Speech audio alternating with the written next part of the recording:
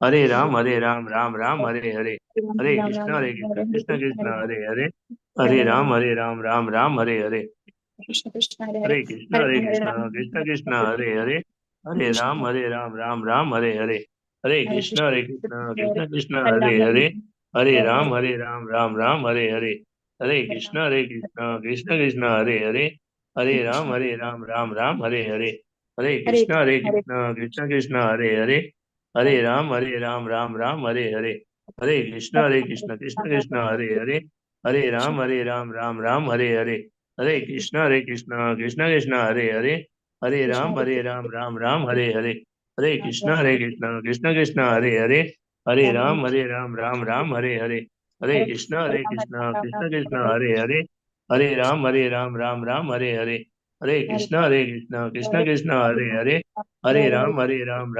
हरे हरे, हरे कृष्ण कृष्ण कृष्ण हरे हरे, हरे राम हरे हरे, हरे कृष्ण कृष्ण कृष्ण हरे हरे, हरे राम हरे हरे, हरे कृष्ण कृष्ण कृष्ण हरे हरे, हरे राम हरे हरे, हरे कृष्ण कृष्ण कृष्ण हरे हरे, हरे राम हरे हरे, हरे कृष्ण कृष्ण कृष्ण हरे हरे, हरे राम हरे हरे, हरे कृष्ण कृष्ण कृष्ण हरे हरे, हरे राम हरे हरे। जय श्री कृष्ण चैतन्य प्रभु नित्यानंद श्री अद्वैत गदाधर श्रीवासादि गौर भक्त। हरे कृष्णा। हरे सर्वे कृष्ण माता जी दंडवत प्रणाम। हाँ, सादर प्रणाम आप सबको, खूब खूब हृदयपूर्वक हरे स्वागत कृष्ण। है गोविंदा मंदिर इस्कॉन बेंगलुरु की तरफ से। हरे कृष्णा। हरे कृष्णा। परेश शाह प्रभु जी, ललित कुमार वेद प्रभु जी, आरती माता जी, मानसी माता जी, हरे कृष्णा। हरे कृष्ण। हरे हरे कृष्ण। कृष्णा माता जी दंडवत प्रणाम। हरे कृष्णा प्रभु जी, सादर प्रणाम। हरे कृष्ण। તો આજે આપણે અધ્યાય 10 ની ચર્ચાઓ કરવાના છીએ। શ્રી શ્રી રાધા ગોવિંદજીના ચરણોમાં વંદન કરીને, શ્રીલ પ્રભુપાદજીના ચરણોમાં વંદન કરીને આપણે મંગલાચરણથી શરૂઆત કરીશું। श्री श्री राधा गोविंद की जय, श्रीला प्रभुपाद की जय। ओम अज्ञानतिमिरान्धस्य ज्ञानाञ्जनशलाकया चक्षुरुन्मिलितं येन तस्मै श्रीगुरुवे नमः।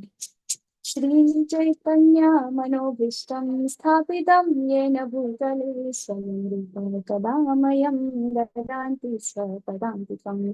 वन्देऽहं श्रीगुरवो श्रीयुतापदकमलं श्रीगुरुं वैष्णवांश्च श्रीरूपं साग्रजातं सहगण रघुनाथान्वितं तं सजीवम् साद्वैतं सावधूतं परिजनसहितं कृष्ण चैतन्य देवं श्रीराधा कृष्णपादान् सहगण ललिता श्रीविशाखान्वितांश्च। हे कृष्णा करुणा सिंधो दीनबन्धु जगत्पते गोपेश गोपिका कान्त राधा कान्त नमोस्तुते। तप्त काञ्चन गौरांगी राधे वृन्दावनेश्वरी वृषभानुसुते देवी प्रणमामि हरिप्रिये। वाञ्छाकल्पतरुभ्यश्च कृपा सिन्धुभ्य एव च पतितानां पावनेभ्यो वैष्णवेभ्यो नमो नमः।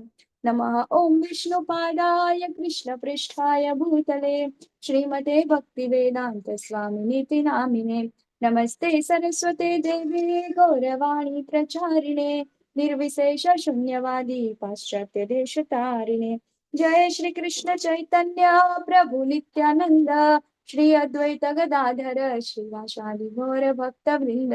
हरे कृष्णा हरे कृष्णा कृष्णा कृष्ण हरे कृष्ण हरे हरे हरे, हरे हरे राम राम हरे राम हरे हरे। हरे हरे कृष्ण। कृष्णा। हरे कृष्णा। वेलकम आप સૌનું ખૂબ ખૂબ હૃદયપૂર્વકનું સ્વાગત છે। યશ શરદ જોશી પ્રભુજી હરે કૃષ્ણા, વેલુભાવ પ્રભુજી હરે કૃષ્ણા। हरे આજે कृष्ण। સૌ હરે કૃષ્ણા। આપણે અધ્યાય 10 ની ચર્ચાઓ કરવાના છીએ। એના પહેલા આપણે ગઈકાલે અધ્યાય 9 ની ચર્ચાઓ કરી, બરાબર? એના અંદર 3 ગુપ્ત સત્ય આપણે જોયા, ગુહ્ય, ગુહ્યતર અને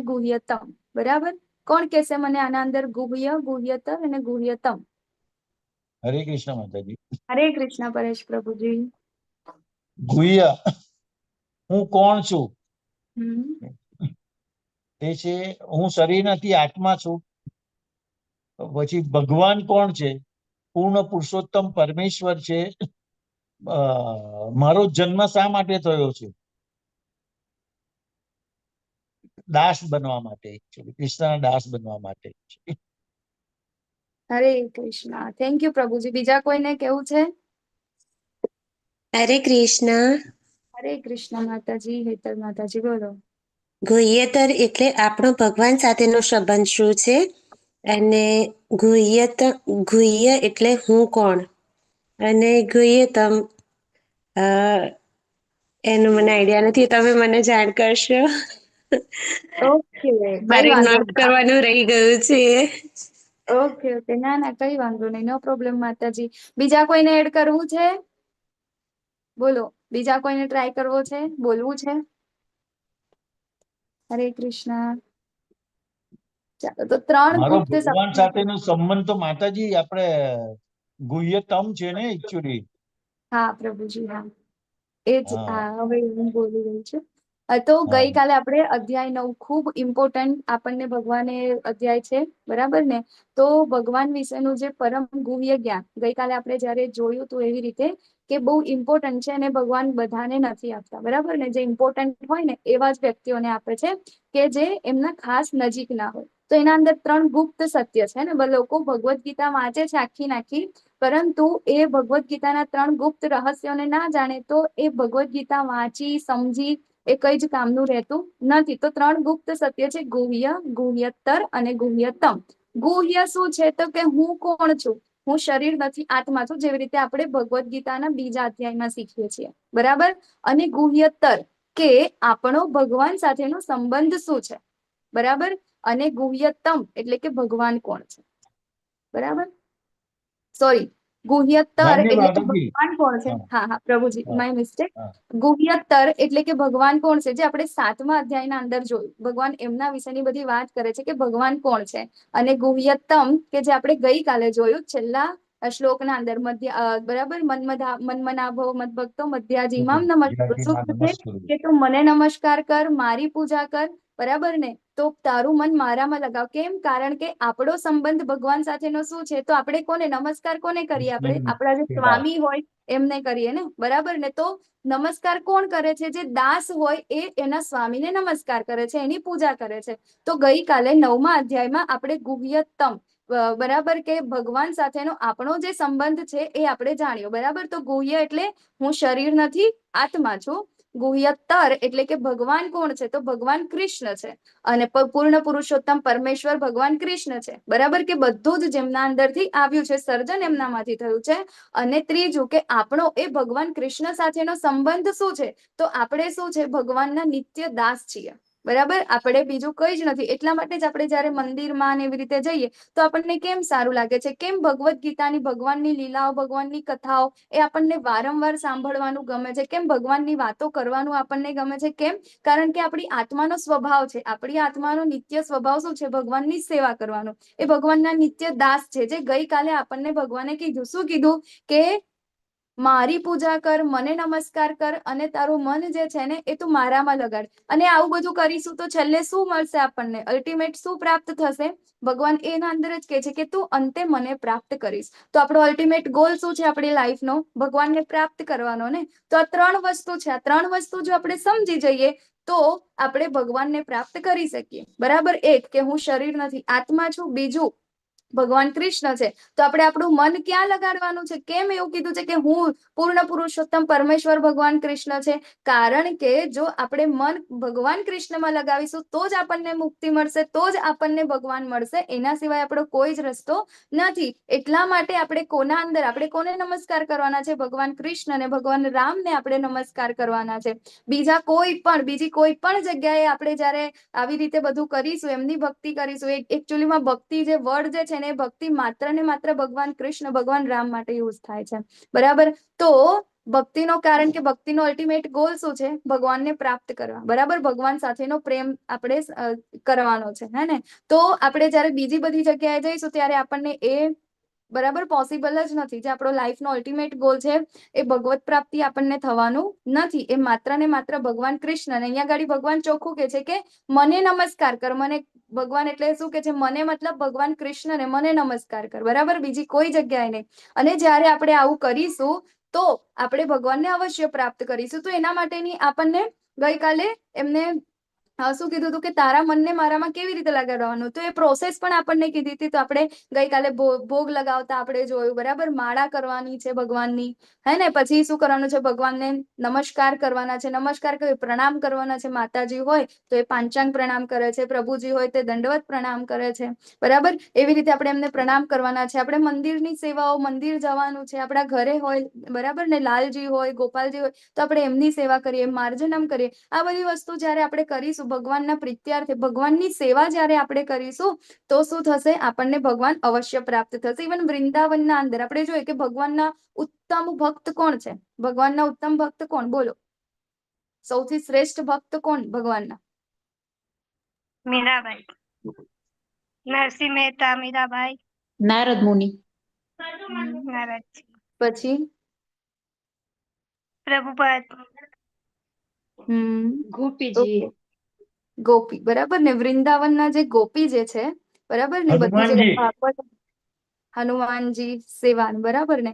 તો જેને ભગવાનની સાથે પ્રેમ ભક્તિ કરી હોય, બરાબર ને, તો સૌથી શ્રેષ્ઠ ઉત્તમ ભક્તના અંદર આવે છે ગોપી, બરાબર ને. જે વૃંદાવનની ગોપીઓ છે ભગવાનની ઉત્તમ ભક્તના અંદર ગણાય છે. અને એ દરેક ગોપીના અંદર પણ સૌથી મહાન ભક્ત, સૌથી ઉમદા ભક્ત કોણ છે? એ છે શ્રીમતી રાધારાણી, જે ભગવાનની જે એક આહલાદીની શક્તિ છે, બરાબર ને. તો આપણું જે ગૌડીય વૈષ્ણવ છે એ પણ શું કરે છે? જે ગોપીઓ છે, આપણે શું કરીએ છીએ? એ ભગવાનના જે ભક્તો છે, એમના દાસ છે, એમને આપણે આસિસ્ટ કરીએ છીએ. આપણે ડાયરેક્ટ ભગવાનની સેવા, આપણે એટલા લાયક નથી કે આપણે ડાયરેક્ટ ભગવાનની સેવા કરી શકીએ, બરાબર ને. તો આપણે દાસાનું દાસ ભગવાનના ભક્તોની આપણે સેવા કરવાની છે.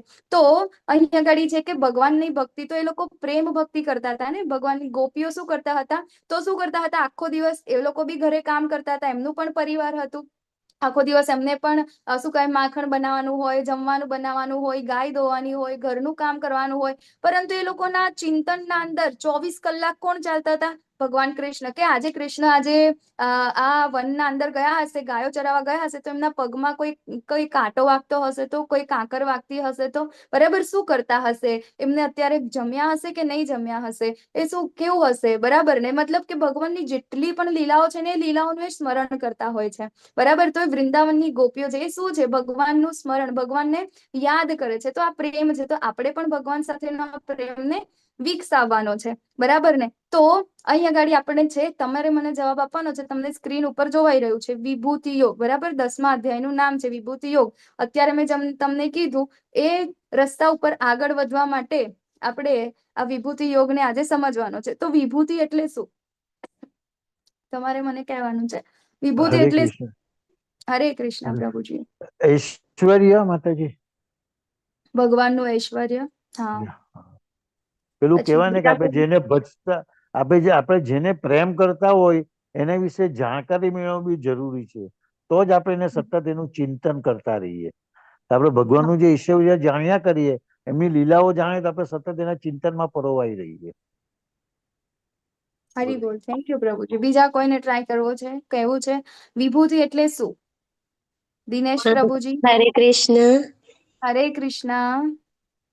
માતાજી, વિભૂતિને શક્તિ પણ કહેવાય, સૌંદર્ય ભગવાનનું પણ કહી શકાય અને ઐશ્વર્ય પણ કહી શકાય. ભગવાનનું ઐશ્વર્ય, સૌંદર્ય, શક્તિ, બરાબર છે. યસ. પછી શરદ પ્રભુજી, દિનેશ પ્રભુજી, અશ્વાની માતાજી. શરદ પ્રભુજી બોલો. વિભૂતિ એટલે વિશેષ બધા કરતા વિશેષ, બરાબર છે, સાચી વાત છે. પછી બીજા કોઈ? અશ્વાની માતાજી, દિનેશ પ્રભુજી, તમારે કઈ એડ કરવું છે? ઓકે, ચાલો તો આપણે આગળ વધીએ. બરાબર ને, તમે કીધું એ બધાના જવાબ સાચા છે. બરાબર, ભગવાનની એક વિશિષ્ટ શક્તિ અને ઐશ્વર્ય છે ભગવાનનું. હવે ભગવાનનું ઐશ્વર્ય જાણવાની આપણને શું જરૂર છે? આગળ જ ભગવાને એમના વિશે તો કહી દીધું ને, તો આપણને આ ભગવાનનું ઐશ્વર્ય જાણવાની શું જરૂર પડી? નહીં જાણીએ તો નહીં ચાલે. ભગવાને તો અહીંયા છેલ્લે તો કહી દીધું ને 9મા અધ્યાયમાં કે તું મને નમસ્કાર કર, મારું ચિંતન કર, બરાબર, તો તું મને પામી જઈશ. તો અહીંયા આગળ હવે આપણું પૂરું ના થઈ ગયું? આગળ નહીં જઈએ તો નહીં ચાલે. ઐશ્વર્ય જાણવાની શું કામ જરૂર પડી? ભગવાનની આ વિશિષ્ટ શક્તિ જે છે એને શું કામ જાણવી છે આપણે? બોલો, કેસે કોઈ? હરે કૃષ્ણ માતાજી. હરે કૃષ્ણ પ્રભુજી. માતાજી, એમના વિશે જાણીશું નહીં તો આપણે સતત ચિંતન કયા હિસાબે કરતા રહીએ ને? માતાજી, આજથી 10મો અધ્યાય ચાલુ થયો છે એટલે આ જ્ઞાન આપી રહ્યા છે. જ્ઞાન થકી તમારે ભક્તિ યોગમાં જવું હોય તો તમે આ જ્ઞાન મેળવો, પછી ભક્તિ યોગમાં ઓટોમેટિક તમે જતા રહેશો. જાણીને જ આપણે સતત એનું ચિંતન કરી શકીએ. એકચ્યુઅલી હરી બોલ. થેન્ક યુ પ્રભુજી. હેતલ માતાજી, આપનો હેન્ડ રેઝ હતો. એવું બી કહી શકાય કે ભગવાનના સાકાર રૂપનું તો આપણે વર્ણન ગયા અધ્યાયમાં જોયું હતું, પણ ભગવાનના નિરાકાર રૂપનું પણ આમાં વર્ણન, જેમ કે સૌંદર્ય, જેમ કે પહાડ છે કે કુદરતી વર્ષા છે, પહાડ છે, નેચર છે, એ પણ ભગવાનનું એક નિરાકાર સ્વરૂપ છે. દરેક તત્વમાં ભગવાન ઈશ્વર બ્રહ્મ સ્વરૂપે આપણી સાથે અવેલેબલ હોય છે. તો એ પણ એક ભગવાનનું સૌંદર્ય જ છે, જે કુદરત છે એ. તો આપણને 7મા અધ્યાયમાં પણ ભગવાને કીધું ને, રસોહમ અપ્સુ કોન્તે, કે પાણીમાં હું સ્વાદ છું, મનુષ્યોના અંદર તમારી શું કહે સ્મરણ શક્તિ હું છું, શક્તિ હું છું. એ બધું આપણને 7મા અધ્યાયમાં પણ કીધું જ છે ને. તો આ તો નિરાકાર તો એ વખતે પણ આવ્યું જ ને. અત્યારે શું જરૂર છે આપણને વિભૂતિ યોગની? ઐશ્વર્ય જાણવાની શું જરૂર પડી?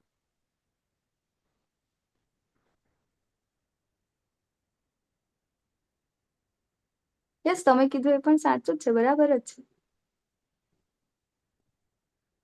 યસ, દેવ્યાની માતાજી, તમારે બોલવું છે. હરે બોલ કૃષ્ણ. માતાજી. હરે કૃષ્ણ માતાજી. હા, કઈ રીતે તમે જાણ્યું કે મારે બોલવું છે? તમે આમ કરીને હાથ રાખ્યો હતો ને, એટલે બસ હવે મારું નામ બોલે એટલે હું અનમ્યુટ કરું એમ. નહીં, હું બોલવા જાતી હતી એકચ્યુઅલી, પણ પહેલા મેં માતાજીને સાંભળી લીધું કે માતાજી શું કહેવા માંગે છે. એકચ્યુઅલી ભગવાનને જાણવું તો કોઈના માટે એટલું શક્ય જ નથી. અસીમ છે, અમાપ છે. ભગવાન વિશે તમે જેટલું જાણો એટલું ઓછું જ છે. અને કદાચ આપણે નહીં જાણીને ભગવાન વિશે કેટલું જાણવાના હતા. ભગવાનને જાણવું તો કોઈના માટે એટલું શક્ય છે જ નહીં. એટલે અત્યારે ભગવાન આપને એટલા માટે એમના બધી જ વસ્તુઓથી આપને માહિતગાર કરાવે છે, કેમ કે ક્યાંય ને ક્યાંય આપણે એમના સાથે જોડાઈ જઈએ, અને ક્યાંય ને ક્યાંય આપણે એમની સાથે જોડાઈ. એક મિનિટ. હા, તો એમના વિશે આપણે જાણીએ અને આપણે એમના અંદર વધારે ને વધારે નજીક જવાની ટ્રાય કરીએ.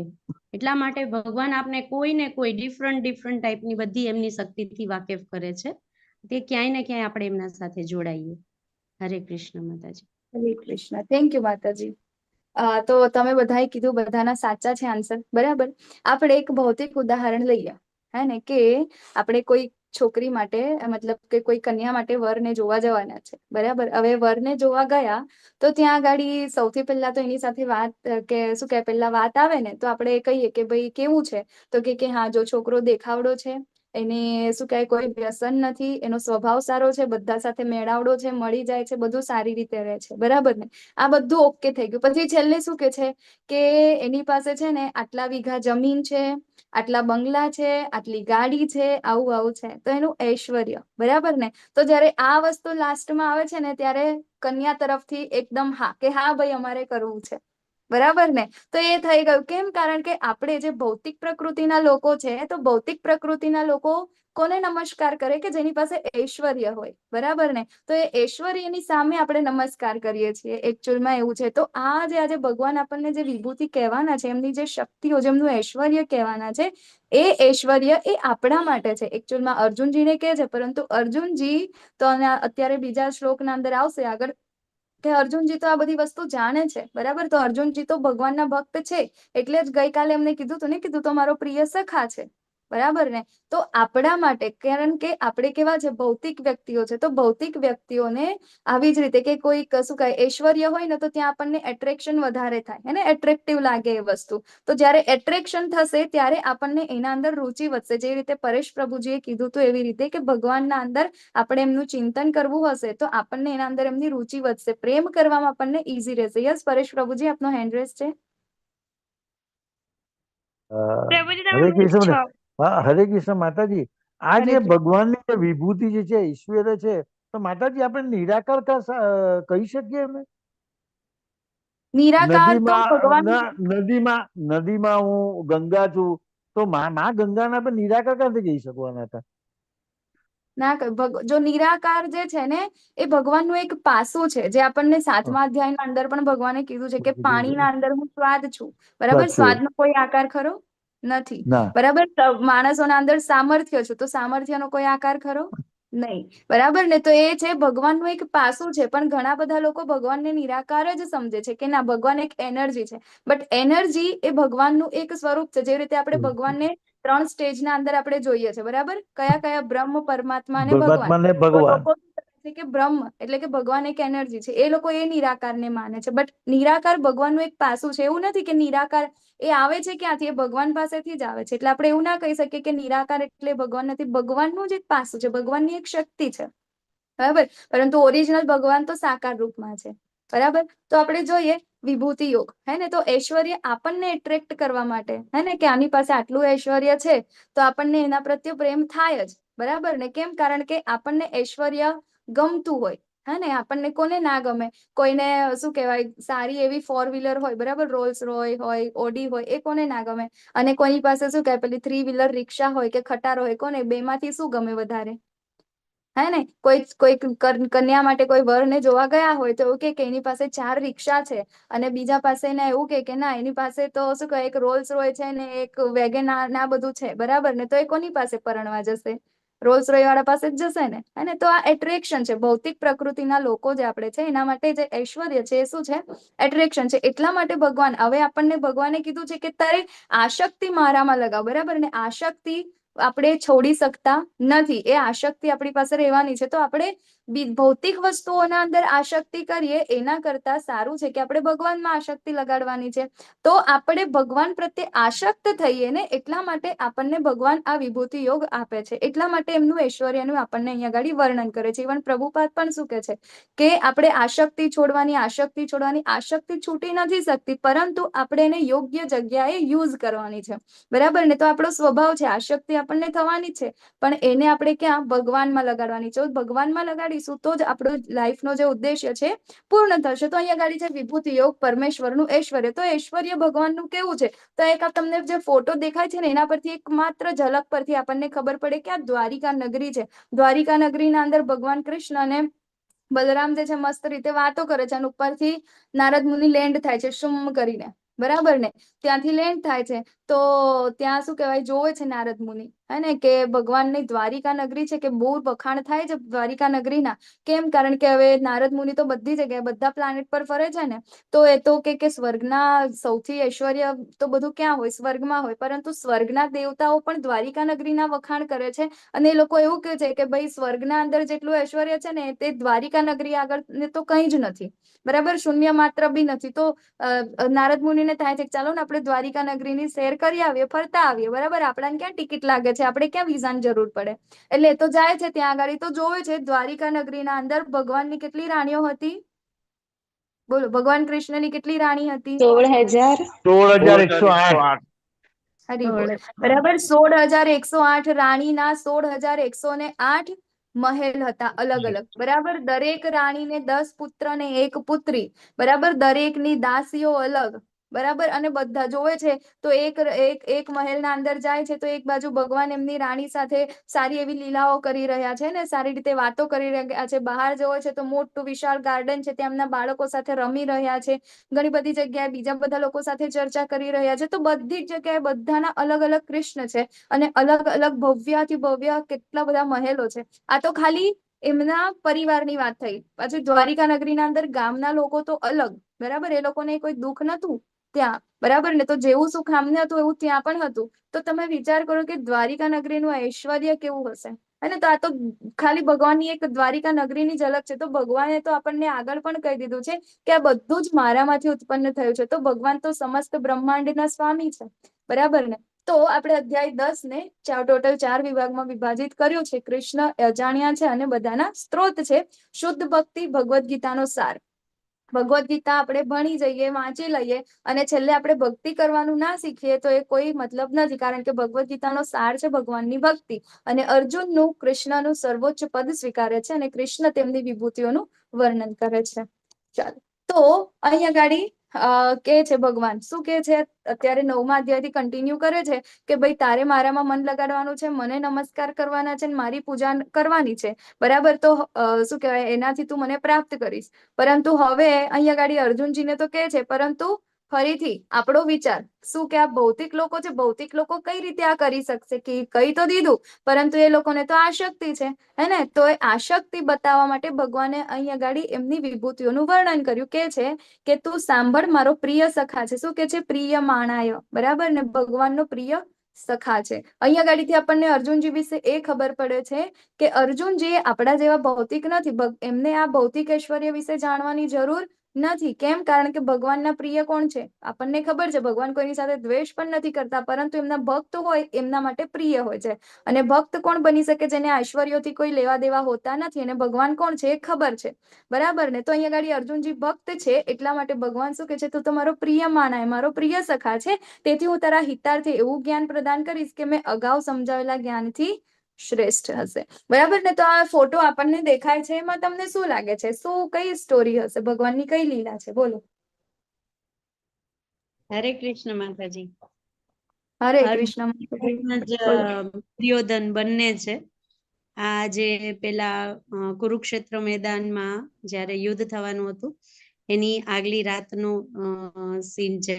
તમે જો એને એક રીતે જુઓ તો ભગવાને જ્યારે સૂતા છે ત્યારે ભગવાને એ ઉઠે છે ત્યારે એક બાજુ જોવે છે કે સીધા અર્જુનજી તો એમના ચરણ કમળ પાસે બેઠા છે ભગવાનના, અને દુર્યોધન છે એ એમના માથા પાસે બેઠા છે. અને એ રાહ જોવે છે કે ભગવાન ઉઠે અને હું તરત જ એમના પાસે માગી લઉં. કેમ કે ભગવાન એમ કીધું હતું કે એક બાજુ હું મારી સેના છે અને એક બાજુ હું નિહત્થા રહીશ, અને એની સાથે હું જ જઈશ, અને એક બાજુ મારી નારાયણી સેના રહેશે. તો જેને જે જોતું હોય હું સવારે એમને આપીશ, એવું ભગવાને એમને કહેલું હશે. એટલે દુર્યોધનજી એમના માથા પાસે રાહ જોવે છે કે ભગવાન ક્યારે ઉઠે, અને તરત જ મારા સમક્ષ એમની નજર જાય અને હું એમની પાસે માંગી લઉં એમની સેના. અને અર્જુનજી તો સદા એમના ચરણમાં જ રહેવા ઈચ્છતા હતા, એમની સેવા જ કરતા હતા, અને એક સખા તરીકે પણ એમને માનતા હતા. તો એ ચરણ કમળ પાસે બેસે છે. એટલે ભગવાન જેવા ઉઠે છે એટલે નેચરલ છે કે આપણે ઉઠીએ એટલે આપણી નજર સીધી ક્યાં જાય?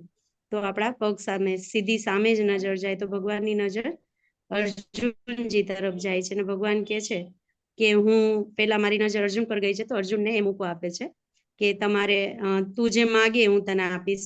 દુર્યોધન ત્યારે પણ વિરોધ કરે છે, અને અર્જુનજી કહે છે કે કાંઈ વાંધો નહીં, ભલે દુર્યોધન પેલા માંગી લેતો, હું તો પ્રભુજી મારે તો બીજું પણ કાંઈ નથી જોતું, મારે તમારા સિવાય બીજું કઈ હું ઈચ્છતો પણ નથી. અને દુર્યોધનને એટલું જ જોતું હતું કે મારે તો નારાયણી સેના જ જોઈએ છે, હું નિહત્થા એ શ્રી કૃષ્ણને લઈને શું કરીશ એમ.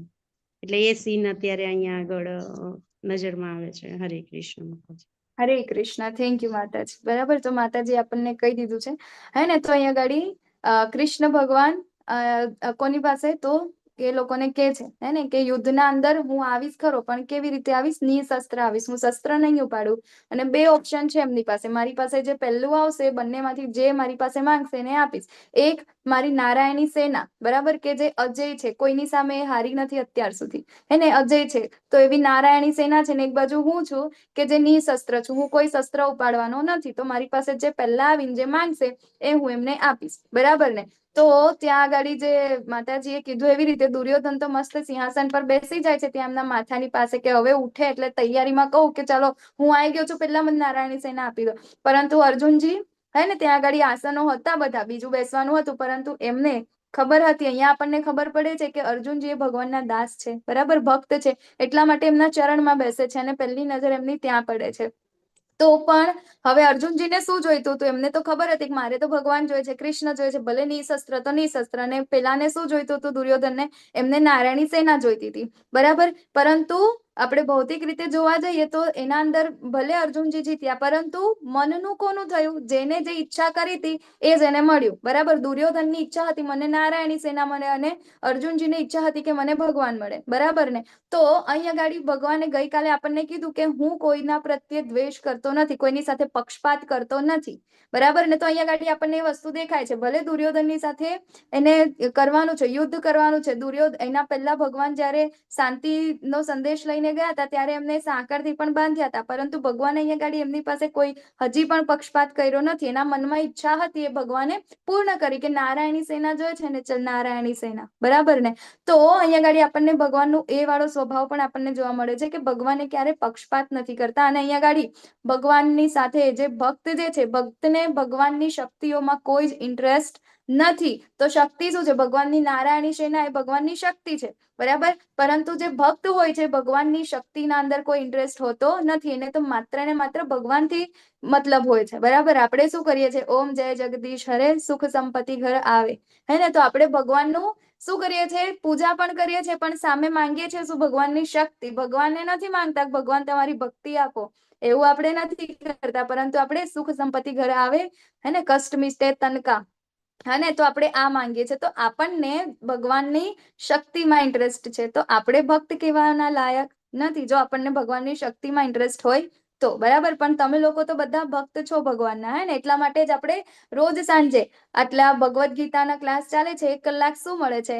આના અંદર મળે છે આપણને સુખ સંપત્તિ બધું મળે છે ના, આમાં સમય આપણો જાય છે ને. પરંતુ આપણો જે ઓરિજિનલ સ્વભાવ છે આત્માનો, ભગવાનની સેવા કરવાનો, તો અત્યારે ભગવાનનું આપણે કીર્તન કરી રહ્યા છે, બરાબર. શ્રવણમ કીર્તયંતોમાં ભગવાને કીધું હતું ને ગઈકાલે. તો કીર્તન એટલે કીર્તન એવું નહીં કે આપણે કરતાલ લઈને કે એ કરીને બધાની સાથે આપણે હરે કૃષ્ણ મહામંત્રનો જાપ કરીએ. કીર્તન એટલે કે ભગવાનની વિષયની વાતો કરવી, ભગવાનની લીલાઓની ચર્ચાઓ કરવી, એને પણ કીર્તન કહેવાય. તો આપણે રોજ સાંજે 1 કલાક આપણે ભેગા મળીને શું કરીએ છીએ? કીર્તન કરીએ છીએ. તો કીર્તનથી શું? આપણે ભગવાનને ખુશ કરીએ છીએ. તો ભક્તનું કામ શું છે? ભગવાનની સેવા કરવાનું, ભગવાનને ખુશ કરવાનું, બરાબર ને. તો અહીંયા ગાડી આપણને એ જોવા મળે છે કે ભક્તને ભગવાનની જે શક્તિઓ છે એના અંદર કોઈ ઇન્ટરેસ્ટ હોતો નથી અને ભગવાન પણ કોઈની સાથે પક્ષપાત કરતા નથી. તો ભગવાન અહીંયા ગાડી કહે છે, શું કહે છે? કે મારી ઉત્પત્તિ કે ઐશ્વર્યને તો દેવગણ ન તો દેવગણ જાણે છે ને ન તો મહર્ષિઓ જાણે છે, કારણ કે હું જ સર્વથા દેવો તથા મહર્ષિઓના સ્ત્રોત છું. હવે આપણને અહીં ખબર પડે, ભગવાન એવું કહે છે કે મને કોઈ જ નથી જાણતું. જેટલા દેવી દેવતાઓ છે ને એ પણ મને નથી જાણી શકતા, કે ઋષિ મુનિઓ છે એ પણ મને જાણી શકતા, એને કોઈ મને જાણી નથી શકતો. આપણે નોર્મલ એવા એક્ઝામ્પલથી શીખીએ તો આપણા ઘરમાં જ આપણે આગળ પણ આ વાત કરી દીધેલી છે, બરાબર ને. આપણા ઘરમાં દાદાજી હોય, હે ને, તો દાદાજી જે હોય ને એને એના પપ્પાનું એટલે કે આપણા પપ્પાની બધી ખબર હોય, જન્મથી લઈને બધી અત્યાર સુધીની બધી ખબર હોય, કે નાના હતા ત્યારે કેવા હતા, એમનો જન્મ નતો થયો, જન્મ વખતે કેવો હતો, પેટમાં એ લોકો કેવા હતા, બરાબર. એમનો સોનોગ્રાફી રિપોર્ટ શું હતો, આ બધી જ અમને ખબર હોય. કોને? દાદાજીને.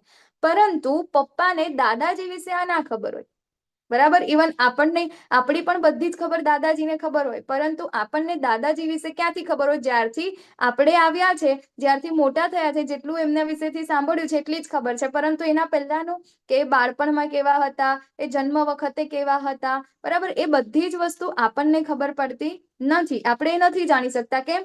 કારણ કે અલ્ટિમેટ શું છે? આપણા દાદા છે, આપણા પહેલાથી અસ્તિત્વ ધરાવે છે, આપણે એમના દ્વારા આવ્યા છે. તો અહીંયા ગાડી એ વસ્તુ પ્રૂફ થાય છે કે જેટલા પણ દેવી દેવતાઓ છે, જેટલી પણ વસ્તુઓ છે આ દુનિયાની અંદર, અનંત બ્રહ્માંડના અંદર, એ ભગવાનમાંથી જ સર્જન થાય છે. એટલા માટે કોઈ પણ દેવી દેવતા કે કોઈ પણ વ્યક્તિ ભગવાનને જાણી શકતા નથી, પરંતુ ભગવાન એ બધાને જાણે છે. કેમ? કારણ કે ભગવાન સર્જનહાર છે, એ સર્જન કરે છે. હવે જે વ્યક્તિને સર્જન કરે છે, એ સર્જન થયેલી જે વસ્તુ છે એ સર્જન કરનારાને કેવી રીતે જાણી શકે? પૂર્ણપણે જાણી શકતા નથી. તો અહીંયા આગળ એટલા માટે જ કહે છે કે ભગવાનની ઉત્પત્તિ વિશે અને ભગવાનના ઐશ્વર્ય વિશે કોઈ જાણતું નથી. ભગવાનનો જન્મ ક્યારે? અજન્મા છે, બરાબર? અજન્મા છે, પણ કેવી રીતે? આપણને તો ખબર છે ને કે ભગવાન દરેક યુગના અંદર આવે છે, તો આપણને તો ખાલી એટલી જ ખબર છે કે ભગવાન કૃષ્ણ એ અહીંયા ગાડી શું કહેવાય, એમનું જન્માષ્ટમીના દિવસે એમનો શું કહેવાય જન્મ દિવસ આવે છે. એટલે આપણે આ વસ્તુ એક્સેપ્ટ કરવા તૈયાર જ નથી કે ભગવાન કૃષ્ણ એ અજન્મા છે, બરાબર? કારણ કે આપણે તો ખાલી એમની લીલાઓ જોઈ છે ને સાંભળ્યું છે. તો આ બહુ ડિફિકલ્ટ છે સમજવું કે ભગવાન અજન્મા છે અને બધી જ વસ્તુ એમનામાંથી આવે છે. તો અહીંયા ગાડી કહે છે કે મનુષ્યમાં માત્ર તે જ મોહરહિત અને સમસ્ત પાપોથી મુક્ત હોય છે, જે મને અજન્મા, અનાદિ તથા સર્વ ગ્રહ મંડળોના સ્વામી તરીકે જાણે છે. હવે આપણને થાય કે કોણ ભગવાનને કોણ જાણી શકે ને ભગવાનને જાણવાની શું ફાયદો શું, બરાબર ને? તો અહીંયા ગાડી છે કે કોણ છે? જે મોહ રહિત અને પાપોથી મુક્ત હોય, બરાબર? અને કોઈ મોહ ના હોય, જે ભૌતિક પ્રકૃતિ છે, ભૌતિક જગત સાથે કોઈ લેવા દેવા ના હોય, ખાલી માત્ર ને માત્ર ભગવાનની ભક્તિમાં લીન હોય અને એ જાણે છે કે એ ભગવાન જ કેવા છે? અજન્મ છે, હે ને? તો એ કેવા છે? સમસ્ત પાપોથી મુક્ત હોય છે, એને કઈ જ વસ્તુ લાગુ પડતી નથી. એટલા માટે આપણે પણ શું કરવું જોઈએ? આ વસ્તુ બહુ ઇમ્પોર્ટન્ટ છે કે ભગવાનને અજન્મા તરીકે સ્વીકારવા. આ બહુ ડિફિકલ્ટ છે. આપણે રોજ વાતો તો કરીએ છીએ, પરંતુ આપણને કોઈ એવું પૂછી લે કે ભાઈ તમે ભગવાન કૃષ્ણને કેમ માનો છો? તમે જ કેમ એવું કહો છો કે ભગવાન કૃષ્ણ જ એક એકલા ભગવાન છે, પરમપિતા છે? ભગવાને તો ગઈકાલે આપણને જાતે જ કીધું ને, બરાબર? હું પિતા છું, માતા છું, પિતામહ પણ હું જ છું, બરાબર ને? આપણને અહીંયા ગાડી ભગવાને કહ્યું, પરંતુ એ એક્સેપ્ટ કરવું એ થોડું શું કહેવાય ડિફિકલ્ટ છે ને, ડાયજેસ્ટ નથી થતું આપણાથી કે ભગવાન અજન્મા છે અને એ આપણા પિતામહ પણ છે. તો કોઈક આપણને પૂછે તો ત્યાં આગળ આપણને એવું થઈ જાય કે શું આન્સર આપવું આને, હે ને? આપણે પોતે ત્યાં આગળ ભગવાઈ જઈએ. તો એના માટે શું છે કે આવો કોઈ વ્યક્તિ હશે જે મોહ રહિત હોય છે, જેને આ ભૌતિક વસ્તુઓ સાથે લેવા દેવા નથી. ગઈકાલે આપણને કીધું હતું કયું? તો એક મહામાયા અને બીજું કઈ છે? કઈ માયા છે ભગવાનની? યોગ માયા, બરાબર ને? તો જો યોગ માયામાં હોય ને એને ભગવાન વિશેની આ બધી ખબર હોય છે, બરાબર ને? તો 7 ઋષિઓ અને 4 કુમારોના નામ, બરાબર ને? એ આપણે જોઈએ આગળ, કારણ કે હેન્ડ રેસ કરવાથી પણ આવડે છે કોઈને? નહીં, હે ને? ચાલો જોઈએ, હે ને? અગસ્ત્ય, અત્રિ, વશિષ્ઠ, વિશ્વામિત્ર, ગૌતમ, જમદગ્નિ અને ભારદ્વાજ અને 4 કુમાર સનક, સનાતન, સનંદન અને સનત કુમાર. તો હવે આ લોકો ઓકે, આપણને ખબર છે કે આ કેમ 4 ઋષિ, આપણે 7 ઋષિ અને 4 કુમાર. તો આ બધી વસ્તુ એ છે કે આપણા જે બ્રહ્માંડની આ જે જીવની ઉત્પત્તિ વિશેની જે વાત છે ને, એ બધું અહીંયા ગાડીથી ચાલુ થાય, બરાબર ને? આપણે ઋષિઓ છે એના અંદર આ બધું ભાગવતમના અંદર બહુ ડિટેલમાં છે કે આપણી ઉત્પત્તિ કેવી રીતે થઈ. આપણી ઉત્પત્તિ નહીં કે વાંદરામાંથી થઈ, બરાબર ને? લોકો કહેતા હોય કે પહેલા આપણા પૂર્વજો કેવા હતા? બંદરો હતા, અને બંદરોમાંથી ધીરે ધીરે ધીરે ધીરે અપડેટ આવ્યું. જેવી રીતે મોબાઈલમાં અપડેટ આવે ને, એવી રીતે એમનામાં પણ અપડેટ આવ્યું. તો પહેલા ઊભા થયા અને પછી કે પેલી પૂંછડી જતી રહી ને પછી કે આમ થઈ ગયા, બોલતા થઈ ગયા, આવું બધું થયું. તો કે અમારા પૂર્વજો બંદર, બરાબર? આપણે ક્યાંક જતા હોય ને તો મસ્તી બી કરતા હોય, જો પેલા તારા દાદાજી છે, હે ને? આપણે એવું કરતા હોઈએ છીએ, પરંતુ આપણા પૂર્વજો એ નથી. આપણા પૂર્વજો તો ઋષિ મુનિઓ છે, બરાબર ને? કે જેમના થકી આપણે આવ્યા છે. ભગવાન બ્રહ્માજી આ શું કે સૃષ્ટિનું સર્જન કર્યું છે. સૃષ્ટિનું સર્જન છે ખૂબ ડિટેલના અંદર છે ભાગવતમના અંદર, બરાબર ને? કઈ રીતે આપણા બધાનું સર્જન થયું છે. તો અહીંયા ગાડી કહે છે કે સપ્તર્ષિઓ તથા તેમની પૂર્વે 4 અન્ય મહર્ષિઓ તેમજ બધા મુનિઓ એ માનવ જાતિના પૂર્વજો મારા મનથી ઉત્પન્ન થયેલા છે, અને વિભિન્ન લોકમાં નિવાસ કરનારા સર્વ જીવો તેમનામાંથી આવે છે, હે ને? કોઈ આપણને એવું કહે કે ભાઈ આપણે વાંદરામાંથી આવ્યા છે, ના ભાઈ, તમે વાંદરામાંથી આવ્યા હશો, પણ અમે તો અહીંયાથી આવ્યા છે. અમને ભગવાન કૃષ્ણએ કીધું છે, હે ને, કે 7 ઋષિ અને 4 કુમારો છે, એના દ્વારા ભગવાન એમના મનથી આપણને ઉત્પન્ન કર્યા છે. એટલે અમે તો વાંદરા નથી, તમે આવતા હોય તો ખબર નહીં, બરાબર? એવું એ લોકોને ચોખ્ખું કહી દેવાનું, બરાબર? પછી જો કોઈ ભગવાનના પવિત્ર નામનો જપ કરી શકે તો પછી કૃષ્ણનો મહિમા જાણવાની શું જરૂર છે? બોલો, તમારે જવાબ આપવાનો છે.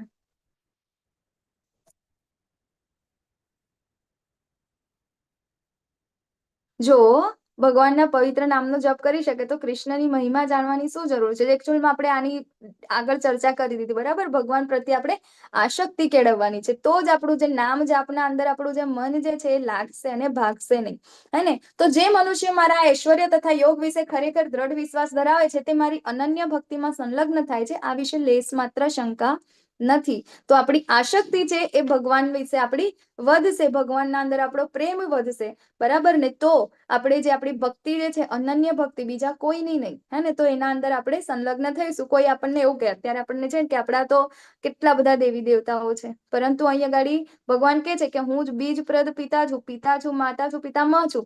તો આપણે અહીંયા ભૌતિક જગતના અંદર પણ એવું કહી શકીએ કે ભાઈ ના, આ મારા પિતા છે, આ મારા પિતા છે. આમાં એકથી વધારે પિતા હોય આપણા? ના હોય ને, બરાબર ને? તો અહીંયા આગળ ભગવાન એ જ કહેવા માંગે છે કે હું જ છું, બીજું બધું મારામાંથી આવ્યું છે. ભાઈ આપણા પિતા એક હોય તો પછી આપણે બીજા બધા પિતાઓને આપણા બાપ બનાવવા જવાની શું જરૂર? બરાબર ને? જો આપણા પિતા આપણને કહેતા હોય કે ભાઈ તું મારો પુત્ર છે ને હું તારા પિતા છું, તો આપણે બીજા બધાને પપ્પા પપ્પા કહેવા જવાની શું જરૂર પડે? ભગવાન કહે છે કે બધા મારામાંથી ઉત્પન્ન થયા છે, તો વાંદરાઓને આપણે પૂર્વજો કહેવા જવાની શું જરૂર પડે? હે ને? નહીં તો ભાઈ ઝૂમાં જઈને બતાવી આવો, 50 વર્ષનું કોઈક વાંદરું હશે ને કે ભાઈ અત્યાર સુધી આ માણસ કેમ નહીં બન્યું, આ કેમ બોલતું નથી થયું, આની પૂંછડી કેમ નથી ગઈ, હે ને? આપણે પૂછી શકીએ કોઈને. તો એવું જ છે, અહીંયા ગાડી બધી ઉત્પત્તિ ક્યાંથી થઈ છે? ભગવાનમાંથી થઈ છે. અને આ વિશે આપણે જ્યારે જાણી લઈએ કે આપણા પિતા કોણ છે, ભગવાન કૃષ્ણ છે, તો આપણને કેમ આપણા પિતા પ્રત્યે પ્રેમ ના થાય? બરાબર ને? પિતા પાસે આટલી બધી ઐશ્વર્ય હોય તો પછી આપણા જેવા વ્યક્તિઓ તો ક્યાંય રહે, હે ને? આપણને કોઈ એવું કે ભાઈ શું કહેવાય, તમારા પિતાનું સરનામું મળી ગયું છે ને તમારા પિતા જે છે અંબાણી કરતા પણ વધારે રૂપિયાવાળા છે, હે ને, મિલિયોનર બિલિયોનર છે, અને તમારી શોધ કરી રહ્યા છે, હે ને? પરંતુ શું કહેવાય, એના અંદર શરત એટલી છે કે તમારે ત્યાં એમનું શું કહેવાય, ત્યાં આગળ એમને સ્વીકારવાના છે કે તમારા પિતા છે, બરાબર ને? તો કોણ ના સ્વીકારે? અત્યારે ભૌતિક જગતમાં તો ના હોય તો પણ આપણે જતા રહીએ ને. કોઈ એવું કે ભાઈ તારા પિતા છે અને એવું કે છે કે આ મારો છોકરો છે અને તને બોલાવે છે, તો આપણે તો એમને એમ જતા રહીએ. આપણને ખબર હોય કે મારા પિતા નહીં, તોય આપણે એનું ઐશ્વર્ય જોઈને જતા રહીએ. અહીંયા તો ઓરિજિનલ આપણા પિતા છે ને એમનું આટલું ઐશ્વર્ય છે, તો આપણને કેમ એમની સાથે પ્રેમ ના થાય? બરાબર? તો આ જે છે ભગવાન જ્યારે ચલો આ કઈ લીલા છે આ ફોટાના અંદર? કોઈને ખબર છે કયું આગમન છે? ગોકુળમાંથી મથુરા કૃષ્ણ જાય છે એ દ્રશ્ય છે. ગોકુળમાંથી મથુરા, કાં તો મથુરાથી નો આઈડિયા. હરે કૃષ્ણ માતાજી, મથુરાથી દ્વારિકા આવે છે ત્યારે. મથુરાથી દ્વારિકા આવે છે ત્યારે. ચાલો, બીજા બધા આન્સર પણ એક્સેપ્ટેડ છે. બોલો બોલો, હજી પણ આવશે બીજા આન્સર. હા, મથુરામાં કૃષ્ણ અને બલરામ છે ને, કંસને મળવા માટે આવ્યા ને ત્યારનું દ્રશ્ય છે. અને એ ઐશ્વર્ય બતાવે છે કે આ લોકો જે બધા આવકારવા તૈયાર છે, ત્યાં સીડીમાંથી દૂરથી પણ ભગવાન બધાને દેખાય છે. એવું ભગવાનનું ઐશ્વર્ય બતાવ્યું છે. માતાજી, હરે કૃષ્ણ. હરે કૃષ્ણ. થેન્ક યુ પ્રભુજી. બરાબર. તો ત્યાં આગળ એ કંસને મળવા જાય છે, તો અહીંયા જો આપણને આજુબાજુ દેખાય ને, દૂર દૂર મહેલોના અંદર અગાશીઓ ઉપર આજુબાજુ, તો એ બધાને અહીંયા આગળ કૃષ્ણ જોવાય છે. એવું નથી અત્યારે આપણે કોઈક આવ્યું હોય તો કોઈક સેલિબ્રિટી આયા હોય, બરાબર ને, તો એના માટે તો આપણે કેટલો મોટો સ્ટેજ બનાવ્યો હોય, તો સ્ટેજમાં મારા જેવા તો નાના માણસો તો છે ને, હાઈટ ઓછી હોય ને એટલે છેલ્લે ઉભા રહે તો એને તો દેખાય જ ના. ટિકિટના પૈસા તો એમને જ વેસ્ટ જાય મારા, કે ભાઈ જોવાય ના મળ્યા, હે ને? પરંતુ એ ગાડી ભગવાન જે છે એમના માટે કોઈ એવો સ્ટેજ નથી, હે ને? તો પણ દરેક વ્યક્તિને ભગવાન એવા દેખાય છે જેવા ત્યાં છે, હે ને? કોઈને આમ ઉપર નીચે આમ ડાફેરા નથી મારવા પડતા કે દેખાય છે કે નથી દેખાતું, ખસ મને જોવા દે, મને જોવા દે, એવું નથી થતું. અહીંયા આગળ ભગવાનને બધા જ ભગવાનના દર્શન કરી શકે છે. અને એવું નથી કે ખાલી આગળ જે લોકો ઉભા છે એમને જ ભગવાનના દર્શન થાય છે, પરંતુ જે લોકો ભગવાનની પાછળ ઉભા છે ને એ લોકોને પણ ભગવાનના મુખારવિંદના દર્શન થાય છે. તો અહીંયા આગળ ભગવાનનું ઐશ્વર્ય દર્શાવ્યું છે, બરાબર ને? આવું નોર્મલ વ્યક્તિઓ માટે પોસિબલ નથી, બરાબર. પછી અહીંયા આગળ શું છે આ અધ્યાયના અંદર? બીજું ઇમ્પોર્ટન્ટ વસ્તુ શું છે? 10મા અધ્યાયના અંદર એક ઇમ્પોર્ટન્ટ ખાસિયત છે, હે ને? એ ખાસિયત શું છે? ચતુશ્લોકી ગીતા 10.8 થી 11. હે ને? ચતુશ્લોકી ગીતા, કે જે ભગવદ ગીતાના અંદર સાર સ્વરૂપે છે ને. આ 4 શ્લોક જો આપણને ખબર પડી જાય તો ભગવદ ગીતા શીખી ગયા એવું કહેવાય, બરાબર છે? તો અહીંયા આગળ આપણને દેખાય કયા 2 સ્વરૂપો છે ભગવાનના. ચલો, આ કયું સ્વરૂપ છે ભગવાનનું? કયું છે? બોલો બોલો બોલો, કયું ઇન્કાર્નેશન? મહાવિષ્ણુ છે ને? કારણોદક્ષય વિષ્ણુ, મહાવિષ્ણુ. કારણોદક્ષય વિષ્ણુ, મહાવિષ્ણુ, બરાબર. કે જેના અંદરથી આપણા અનંત બ્રહ્માંડની બ્રહ્માંડ. સર્જન થાય છે, બરાબર. અને ક્યાંથી આવે છે? ક્યાંથી આવે છે? પેલા દિવસે આપણે કૃષ્ણમાંથી આવે કોલમ છે. પાઠમાં જોયું હતું. બરાબર. ભગવાન કૃષ્ણમાંથી આવે છે. કૃષ્ણ, હા. હે ને ભગવાન કૃષ્ણમાંથી જ એમનું આ સ્વરૂપ આવે છે, પ્રથમ પુરુષ અવતાર, બરાબર ને? ઓકે, પછી કહે છે કે હું સમસ્ત દિવ્ય તથા ભૌતિક વિશ્વનું કારણ છું. અહમ સર્વસ્ય પ્રભવો મતઃ સર્વમ પ્રવર્તતે. દરેક વસ્તુ મારામાંથી જ ઉદ્ભવે છે. જે બુદ્ધિમાન મનુષ્ય સારી રીતે જાણે છે તે મારી પ્રેમ ભક્તિમાં પરોવાય છે અને સર્વથા અંતઃકરણ પૂર્વક મને ભજે છે. બરાબર? કોણ ના ભજે ભગવાનને કે જ્યારે આપણે આ વસ્તુ જાણી લઈએ કે જેટલા પણ દિવ્ય અને ભૌતિક વિશ્વ, દિવ્ય કયા છે? બરાબર, કે જે આપણા બ્રહ્માંડની ઉપર જેટલા પણ એ છે એ કયા છે? દિવ્ય વિશ્વ છે, બરાબર ને? પરંતુ આ બ્રહ્માંડના અંદર શું છે? આપણે આ ભૌતિક વિશ્વ છે. તો દિવ્ય વિશ્વ જે પણ છે અને ભૌતિક વિશ્વ, એ દરેકની ઉત્પત્તિનું કારણ કોણ છે? ભગવાન છે, ભગવાન કૃષ્ણ છે. અને દરેક વસ્તુ ભગવાનમાંથી ઉદ્ભવે છે. અને જે બુદ્ધિમાન મનુષ્ય સારી રીતે જાણે છે તે મારી પ્રેમ ભક્તિમાં પરોવાય છે, બરાબર ને? તો જે લોકો આ સમજી જાય છે એ બુદ્ધિમાન છે, પરંતુ જે લોકો ઘણા બધા વેદાધ્યયન કરે છે, હઠ યોગી છે, પછી શું કહેવાય, કર્મયોગી છે, હે ને, અષ્ટાંગ યોગીઓ છે, પરંતુ એ બધું જ કરે છે અને છેલ્લે એ નથી જાણતા કે આ બધી ઉત્પત્તિ ક્યાંથી થાય છે? ભગવાન કૃષ્ણમાંથી થાય છે. તે એ લોકો ભક્તિના માર્ગે જતા નથી. તો એ લોકો કેવા છે? બુદ્ધિહીન માણસો છે, મૂર્ખ માણસો છે, બરાબર? તો અહીંયા બુદ્ધિમાન કોને કીધું છે? બુદ્ધિમાનની કેટેગરી શું છે? તો બુદ્ધિમાન એ જ વ્યક્તિ છે કે જેને ખબર છે કે ભગવાન કૃષ્ણ એ પૂર્ણ પુરુષોત્તમ પરમેશ્વર છે અને એને હંમેશા ભગવાન કૃષ્ણની નિત્ય સેવા કરવાનું છે, બરાબર? એ જે વ્યક્તિ જાણી જાય એ બુદ્ધિમાન છે. ભગવાન અહીં એવું કહેવા માંગે છે. કેમ? કારણ કે જેટલા પણ દિવ્ય વિશ્વ છે કે ભૌતિક વિશ્વ છે એ બધી જ વસ્તુ ભગવાનમાંથી જ ત્યાંથી જ ઉત્પન્ન થાય છે. પછી શું કહે છે કે મારા શુદ્ધ ભક્તોના વિચાર મારામાં નિમગ્ન હોય, તેમના જીવન પૂર્ણપણે મારી સેવામાં સમર્પિત હોય છે અને તેઓ પરસ્પર બોધ આપી તથા મારા વિશે વાતો કરી પરમ સંતોષ તથા આનંદનો અનુભવ કરે છે, બરાબર? તો કોણ કરે? જે બુદ્ધિમાન વ્યક્તિ છે એ કોણ છે? બુદ્ધિ કોનામાં હોય? ભગવાનના ભક્ત હોય, ભગવાન કૃષ્ણના ભક્ત હોય, બુદ્ધિમાન હોય. કારણ કે એમને ખબર છે કે ભગવાન કૃષ્ણ કોણ છે. તો એ લોકો શું કરે છે? તો બુદ્ધિમાન વ્યક્તિઓ નિરંતર ભગવાનને કીર્તન કરે છે, ભગવાનની સેવા કરે છે, બરાબર ને? વાતો પણ શેની કરે છે? ભગવાન વિશેની વાતો કરે છે. પરંતુ આપણને લાગે છે કે આપણે બુદ્ધિમાન છે.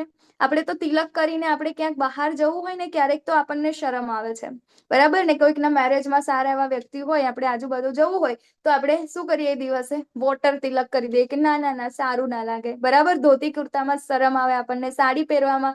અત્યારના તો માતાજીઓ છે, વેસ્ટર્ન કલ્ચર આપણે એટલું બધું અપનાવી દીધું છે કે આપણને આપણો વૈષ્ણવ પરિધાન છે ને એવું લાગવા લાગે, બોજારૂપ લાગે. ક્યારે આને કાઢું, હે ને? થાકી જઈએ આપણે પહેરતા પહેરતા, બરાબર ને? તો એ શું છે? તો આ ભક્તના લક્ષણો છે કે ભગવાન ભક્ત કેવો છે? હંમેશા સાદાઈથી રહે છે અને હંમેશા એના માટે ઇમ્પોર્ટન્ટ શું છે? ભગવાનની ચર્ચા થવી એના માટે ઇમ્પોર્ટન્ટ છે. તો જે બુદ્ધિમાન છે તે આવું કરશે અને એના અંદર એને શું થાય છે? પરમ સંતોષનો અનુભવ થાય છે. તો જે મનુષ્ય મારી પ્રેમપૂર્વક સેવા કરવામાં સતત સમર્પિત રહે છે તેમને હું એવું જ્ઞાન આપું છું કે જેનાથી તેઓ મને પ્રાપ્ત કરી શકે છે, બરાબર? શું કે છે કે દદામી બુદ્ધિ યોગમ તમ. કોણ બુદ્ધિ આપે છે? ભગવાન આપે છે. આપણને એવું થાય કે મેં આ ક્લાસના અંદર રજીસ્ટ્રેશન કરાવ્યું, કે મને આ ભગવદ્ ગીતા સાંભળવા મળે છે, કે મને ખબર પડે છે કે હું બોલી શકું છું, તો એ આપણા દ્વારા આપણે કંઈ જ નથી કરી શકતા. એના માટે જે બુદ્ધિ કોણ આપે છે? ભગવાન આપે છે. અહીંયા સુધી લઈ આવવા માટે પ્રેરિત કોણ કરે છે? ભગવાન કરે છે, બરાબર ને? આપણે આપણી જાતે કંઈ જ કરી શકતા નથી, કારણ કે એના માટેની બુદ્ધિ પણ કોણ આપે છે? ભગવાન આપે છે, બરાબર? તો મનુષ્ય ભગવાનની પ્રેમપૂર્વક સેવા કરવામાં સતત સમર્પિત રહે છે ને, બરાબર? આપણે ખાલી ઈચ્છા કરીએ છીએ ને તો ભગવાન આપણને બુદ્ધિ આપે છે. એટલે ભગવાન કહે છે કે આગળ તેને હું એવું જ્ઞાન આપું છું કે જેઓ તેનાથી મને પ્રાપ્ત કરી શકે છે. પછી ભક્તો ઉપર વિશેષ કૃપા કરવા માટે તેમના હૃદયોમાં નિવાસ કરનારો હું જ્ઞાનરૂપી પ્રકાશમાન દીપક વડે અજ્ઞાનજન્ય અંધકારને દૂર કરું છું, બરાબર? અત્યાર સુધી આપણું કેવું હતું? અજ્ઞાન હતું કે ના, ભગવાન કૃષ્ણને આપણે ભગવાન તરીકે માનવા તૈયાર નતા. ભગવાન વિશેનું જ્ઞાન આપણને નતું. આપણું જન્મ છે શા માટે થયો છે આપણને ખબર નથી, બરાબર? આપણને અત્યાર સુધી એ ખબર જ નથી કે આપણે શું કરવું જોઈએ, કેવી રીતે જીવવું જોઈએ, એ કંઈ જ નથી ખબર. તો આ બધું અજ્ઞાન હતું કે ભગવાન વિશેનું જ્ઞાન આપણી પાસે નતું. ભગવાન જેના અંદર ભગવાન ના હોય, ભગવાન કૃષ્ણ ના હોય, એ બધું જ જ્ઞાન કેવું છે? અજ્ઞાન છે, મૂર્ખામી ભર્યું જ્ઞાન છે. તો જ્ઞાન કોને કહેવાય? સંપૂર્ણ જ્ઞાન, કે જેના અંદર ભગવાન કૃષ્ણને આપણે પૂર્ણ પુરુષોત્તમ પરમેશ્વર તરીકે જાણીને એમની સેવા કરવાનું જ્યારે આપણને ખબર પડે, આપણું ત્યાં સ્થાન શું છે એ ખબર પડે, તો એ જ શું છે? આપણા માટે જ્ઞાન છે, પૂર્ણ જ્ઞાન છે. તો અહીંયા આગળ કહે છે કે આપણા અંદર ભગવાન આપણા ચૈત્ય ગુરુ તરીકે આપણા હૃદયના અંદર આપણને ખબર છે ને ક્ષીરોદક્ષાય વિષ્ણુ જે આપણા દરેક જીવાત્માના હૃદયના અંદર કેવી રીતે આવે છે તો એક પરમાત્મા તરીકે બિરાજે છે. દરેક જીવના હૃદયમાં, કીડીના જીવમાં પણ છે, આપણા જીવમાં પણ છે, અને નાનામાં નાના જેટલા પણ જીવો છે દરેકના હૃદયમાં ભગવાન પરમાત્મા તરીકે વસે છે. તો અહીં આગળ કહે છે કે ભગવાન એમના હૃદયમાં શું કરે છે? જ્ઞાન આપે છે. બરાબર, ભગવાન આપે છે. ચૈત્ય ગુરુ તરીકે એ હંમેશા આપણે સાથે બિરાજમાન હોય છે અને એ જ્ઞાનના પ્રકાશ વડે આપણું જે અજ્ઞાન જે છે એ દૂર થાય છે.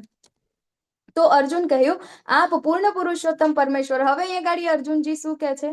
બરાબર, તો આ આપણે જોયું ને ચતુશ્લોકી ગીતા, બરાબર 10.8 કે શું છે? ભગવાન જ બધા વસ્તુઓના કારણ છે. બધું સર્જન ક્યાંથી થયું છે? ભગવાનમાંથી થયું છે.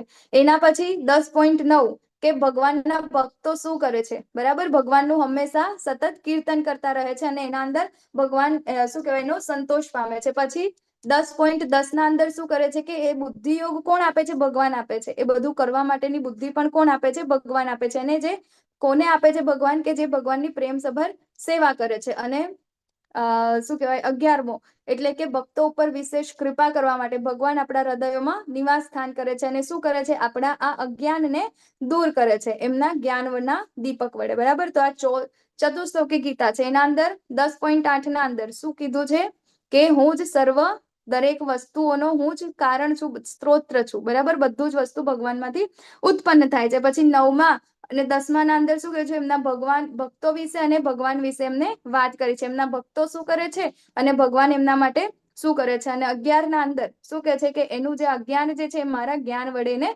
દૂર કરું છું. તો આ ઇમ્પોર્ટન્ટ છે 4 શ્લોક ભગવદ્ ગીતાના. આમ તો ભગવદ્ ગીતાના 700 શ્લોક બહુ ઇમ્પોર્ટન્ટ છે. એના અંદરથી પણ IMP 108 છે અને એમાંથી પણ આ 4 જે છે ચતુશ્લોકી ગીતા કહેવાય કે આખી ભગવદ્ ગીતા જે છે આ 4 શ્લોકના અંદર આવી જાય. બરાબર ને? ઓકે, તો હવે અહીંયા ગાડી અર્જુનજી શરણાગત, મતલબ શરણાગત તો પહેલેથી છે, પરંતુ અહીંયા ગાડી એ કહે છે કે હા ભગવાન તમે જ છો. બરાબર, શું કહે છે કે આપ પૂર્ણ પુરુષોત્તમ પરમેશ્વર, પરમધામ, પરમ પવિત્ર, પરમ સત્ય છો. આપ સનાતન, દિવ્ય, આદિ પુરુષ, અજન્મા તથા મહાનતમ છો. નારદ, અસિત, દેવલ તથા વ્યાસ જેવા સર્વ ઋષિઓ આપના વિશે આ સત્યનું સમર્થન કરે છે અને હવે આપ સ્વયં મને તે જ કહી રહ્યા છો. તો અર્જુનજીએ તો અહીંયા ગાડી કહી દીધું કે મને તો ખબર છે ભગવાન કે આ બધું જ તમારા દ્વારા છે અને તમે જ છો. પૂર્ણ પુરુષોત્તમ પરમેશ્વર તમે જ છો. કેવી રીતે એમને ખબર પડી? કે એ તો બહુ જ્ઞાની છે અર્જુનજી તો. બરાબર, તો જ્ઞાની છે તો એમને બધા શું કહેવાય સ્વાભાવિક છે, બધા ઋષિઓ જે છે બધી વસ્તુઓ જાણી હશે, વેદ પુરાણો. તો એના અંદર એ જે જાણ્યું છે તો એમાં અલગ અલગ વ્યક્તિઓ કોણ કોણ છે? તો આ સનાતન, દિવ્ય, આદિ પુરુષ, અજન્મ, મહાનતમ તમે છો. પણ એ કોને કીધું? તો નારદ, અસિત, દેવલ, વ્યાસ. બરાબર, જેને આ પુરાણો વેદો લખ્યા છે બધું અર્જુનજીને ખબર છે, ભણ્યા છે. તો એ બધા પણ કોનું સમર્થન કરે છે? ભગવાન કૃષ્ણનું, કે આ જ પૂર્ણ પુરુષોત્તમ ભગવાન છે. તો એ ઓલરેડી એમની પાસે જ્ઞાન તો છે અને એમને ખબર પણ છે કે ભગવાન જ એ શું છે? અલ્ટિમેટ આપણો સાર છે, ભગવાન જ છે અને એમની ભક્તિ જ કરવાની છે. હવે અહીંયા અર્જુનજી એ કહી રહ્યા છે. બરાબર ને? તો એ આ કોના માટે છે? બરાબર, એ આપણા માટે છે કે આપણે ભગવાનને ભગવાન તરીકે એક્સેપ્ટ કરતા નથી. ભગવાન કૃષ્ણને આપણે પરમ પવિત્ર, પરમ ધામ, પરમ પૂર્ણ પુરુષોત્તમ પરમેશ્વર તરીકે આપણે એક્સેપ્ટ નથી કરતા. બરાબર ને? એ એટલે આપણા માટે કહી રહ્યા છે. તો કહે છે કે હે કૃષ્ણ, આપ મને બધું જ કહ્યું, જે તે આપે જે બધું કહ્યું તેને હું સર્વથા સાચું માનીને સ્વીકારું છું. હે પ્રભુ, ન તો દેવો કે ન તો દાનવો આપના સ્વરૂપ વિશે જાણવા સમર્થ છે. બરાબર ને? તો અહીંયા ગાડી ભગવાને અર્જુનજીને જે કહ્યું છે ને, અર્જુનજી એવું કહે છે કે ભગવાન તમે તો મારા ઉપર કૃપા કરી છે. કેમ? કારણ કે આ બધી વસ્તુ તમે જે મને જણાવીને એ દેવો પણ નથી જાણતા. બરાબર ને? કોઈ જ નથી જાણતું. દાનવો, દેવો કોઈ જ જાણતું નથી જે તમે મને કીધું છે. અને કહે છે કે હે પુરુષોત્તમ, હે સર્વના ઉદ્ભવ સ્થાન, હે સમસ્ત જીવોના સ્વામી, હે દેવોના દેવ, હે વિશ્વના સ્વામી, એકમાત્ર આપ જ તેમ પોતાની અંતરંગ શક્તિથી પોતાને જાણો છો. તો ભગવાનને પૂર્ણપણે કોણ જાણી શકે છે? ભગવાનને પૂર્ણપણે માત્ર ને માત્ર ભગવાન જાણી શકે છે. એના સિવાય કોઈ જ જાણી શકતું નથી. અહીંયા ગાડી અર્જુનજી એક્સેપ્ટ કરે છે. બરાબર, તો અર્જુનજીને તો એ ખબર છે. પરંતુ હવે શું કહેશે કે હે કૃષ્ણ, હે પરમયોગી, હું કેવી રીતે આપનું સતત ચિંતન કરું અને કેવી રીતે આપને જાણી શકું? હે પૂર્ણ પુરુષોત્તમ પરમેશ્વર, આપનું સ્મરણ કયા કયા રૂપોમાં કરવામાં આવે છે? હવે અહીંયા આગળ એમની વિભૂતિ વિશે અર્જુનજી કહે છે, બરાબર. આપણા માટે પૂછે છે કે આપણને તો એટલી શરણાગતિ નથી ને ભગવાન પ્રત્યે, બરાબર. આપણે તો એટલા વેદો વાંચ્યા નથી, આપણે એટલા ઉપનિષદો નથી જાણ્યા, આપણે એટલા પુરાણો નથી જાણ્યા, બરાબર ને. એ જો જાણવા જઈએ તો આપણી લાઈફ પણ ઓછી પડે ને, બરાબર. તો એટલું જ્ઞાન તો આપણી પાસે છે નથી, અને જે જ્ઞાન આપણને આચાર્યો આપે છે આપણે એક્સેપ્ટ નથી કરી શકતા, બરાબર ને. તો અહીંયા આગળ કહે છે કે હું આપનું સ્મરણ કેવા કેવા રૂપોમાં કરી શકું, હે ને, આપણા માટે છે. તો હે જનાર્દન, આપ કૃપા કરીને ફરીથી આપના યોગ સામર્થ્ય તથા ઐશ્વર્યનું વિસ્તારથી વર્ણન કરો. શું કે છે કે ફરીથી, બરાબર ને, ફરીથી કરો. કેમ? કારણ કે હું આપના વિશે શ્રવણ કરવામાં ક્યારેય તૃપ્ત થતો નથી, કેમ કે જેમ હું આપના વિશે વધુ સાંભળું છું તેમ આ શબ્દરૂપી અમૃતનું વધુ ને વધુ આસ્વાદન કરવા ઈચ્છું છું, બરાબર ને. ભગવાનની વિભૂતિઓ વિશે કે ભગવાનના ઐશ્વર્યો વિશે કે ભગવાનની શક્તિ વિશે, ભગવાનની લીલાઓ વિશે આપણે જેટલું જાણીએ એટલું આપણને ઓછું લાગે, બરાબર ને. લોલ્યમ છે કે એનાથી મને વધારે ને વધારે ખુશી મળે છે, બરાબર. જેટલું લઈએ છે એટલી ખુશી મળે છે. જ્યારે આપણી જે ભૌતિક ઇન્દ્રિયો છે, બરાબર, ભૌતિક ઇન્દ્રિયોના અંદર આપણને જે કઈ વસ્તુ ગમે છે કે ભાવે છે, કેટલા ટાઈમ સુધી હોય? કોઈક શું કહે, નવા કોઈ રિલેશનશીપ હોય, બરાબર. તો નવા રિલેશનશીપ હોય તો એના અંદર પહેલા દિવસે વાતો થાય, બીજા દિવસે, જ્યાં સુધી મેરેજ ના થાય ત્યાં સુધી તો દિવસના 12 કલાક ને 4 કલાક જ્યારે ટાઈમ મળે ને ત્યારે એટલા ટાઈમ બસ ફોન ચાલતો જ હોય. આજુબાજુના પણ કહેતા હશે કે ભાઈ હવે આને બોલાવો, શું કહેવાય, આપણા માટે શું કહેવાય, પોસિબલ નથી. કેમ? કારણ કે હવે તો એનું નક્કી થઈ ગયું, એટલે હવે તો મેરેજ પછી જ આવશે પાછા, બરાબર ને. તો એ બધું જ ક્યાં સુધી હોય? જ્યાં સુધી એ બંને સાથે નથી હોતા. મેરેજ થઈ ગયા, મેરેજના પણ 6 મહિના થઈ ગયા પછી જેટલા એ લોકોને ફોન પર વાતો કરવાની જેટલી મજા આવતી હતી ને, હવે એકબીજાની સામે જોવાનું નહીં ગમે, બરાબર. તો એ છે આપણી ભૌતિક ઇન્દ્રિયો. પરંતુ અહીં અગાડી ભગવાન વિશે શું કે છે કે આપણે જેટલું ને જેટલું સાંભળીએ છીએ, જેટલું ને જેટલું ભગવાન વિશે જાણીએ છીએ એટલું આપણને ઓછું લાગે છે, એટલું ને એટલું વધારે સુસુખમ છે, બરાબર ને. તો એ અગાડી એટલા માટે અર્જુનજી કહે છે કે હું એને જાણવા માટે ઈચ્છું છું, બરાબર, આસ્વાદન કરવા માટે ઈચ્છું છું. તો અહીંયા ગાડી આપણને ખબર છે કે હવે આપણે ભગવાનની વિભૂતિઓ સ્ટાર્ટ થવાની છે, બરાબર. તો વિભૂતિ મતલબ કે આ જોઈશું તો આપણને યાદ આવશે કે ઓકે આ ભગવાન છે, બરાબર ને. એટલા માટે અહીંયા ગાડી આ પિક્ચર આપ્યો છે. એના અંદર E=mc². કોને આપ્યું છે? તો આઈન્સ્ટાઈને. તો આપણે જ્યારે જોઈએ ત્યારે આપણને આઈન્સ્ટાઈન યાદ આવે કે હા ભાઈ આઈન્સ્ટાઈને આ વાળું સૂત્ર આપ્યું છે E=mc², બરાબર. 0 જોઈએ તો આપણને આર્યભટ્ટ યાદ આવે, બરાબર ને. તો એવી રીતે કોઈ પણ વ્યક્તિનું કોઈ બી હોય તો એનું એક પર્ટિક્યુલર એક શું કહેવાય પેલું હોય, બરાબર ને. એની એક ઓળખાણ હોય કે આટલું જોઈએ ને એટલે આપણને યાદ આવે કે ઓકે આ તો આ જ છે, બરાબર ને. તો હવે અહીંયા ગાડી કે છે પૂર્ણ પુરુષોત્તમ. જેમ કે અત્યારે આપણને ખબર પડે જીઓ એટલે કોણ યાદ આવે? આપણને અંબાણી યાદ આવે, બરાબર ને. તો એવી જ રીતે અહીંયા ગાડી છે કે પૂર્ણ પુરુષોત્તમ પરમેશ્વર બોલ્યા, હવે હું તને મારા ફક્ત મુખ્ય વૈભવયુક્ત રૂપોનું વર્ણન સંભળાવીશ, કારણ કે હે અર્જુન મારું ઐશ્વર્ય અપાર છે. તો અત્યારે હવે આપણે જે વિભૂતિ યોગ ભગવાનની જે વિભૂતિઓ જાણવા જઈ રહ્યા છે એ જસ્ટ ભગવાનનું એક અંશ માત્ર છે. છેલ્લે કહેશે આપણને કે આ જસ્ટ અંશ માત્ર છે, બરાબર. ભગવાનની શક્તિઓ તો કેવી છે? અપાર છે, હે ને. આપણે એને જાણી શકતા નથી. તો હે અર્જુન, હું જીવ માત્રના હૃદયમાં સ્થિત પરમાત્મા છું. હું જ સમસ્ત જીવોનો આદિ, મધ્ય તથા અંત છું. અહીંયા ગાડીથી ભગવાન 19માં એનાથી ચાલુ કરે છે અને કહે છે કે જેટલા પણ જીવો છે એનો આદિ, મધ્ય અને અંત હું જ છું. એટલે ભગવાન આપણે નહોતા ત્યારે પણ હતા, આપણે જ્યારે હઈએ છીએ તો પણ ભગવાન જાણે છે, અને આપણું ભવિષ્ય પણ ભગવાન જાણે છે, બરાબર. પછી આદિત્યોમાં હું વિષ્ણુ છું, જ્યોતિષોમાં તેજસ્વી સૂર્ય છું, મરુતોમાં મરીચી અને નક્ષત્રોમાં ચંદ્ર છું. તો આપણે સૂર્ય અને ચંદ્ર જ્યારે જોઈએ ને ત્યારે આપણને યાદ આવવું જોઈએ કે ના આ ભગવાન છે, બરાબર.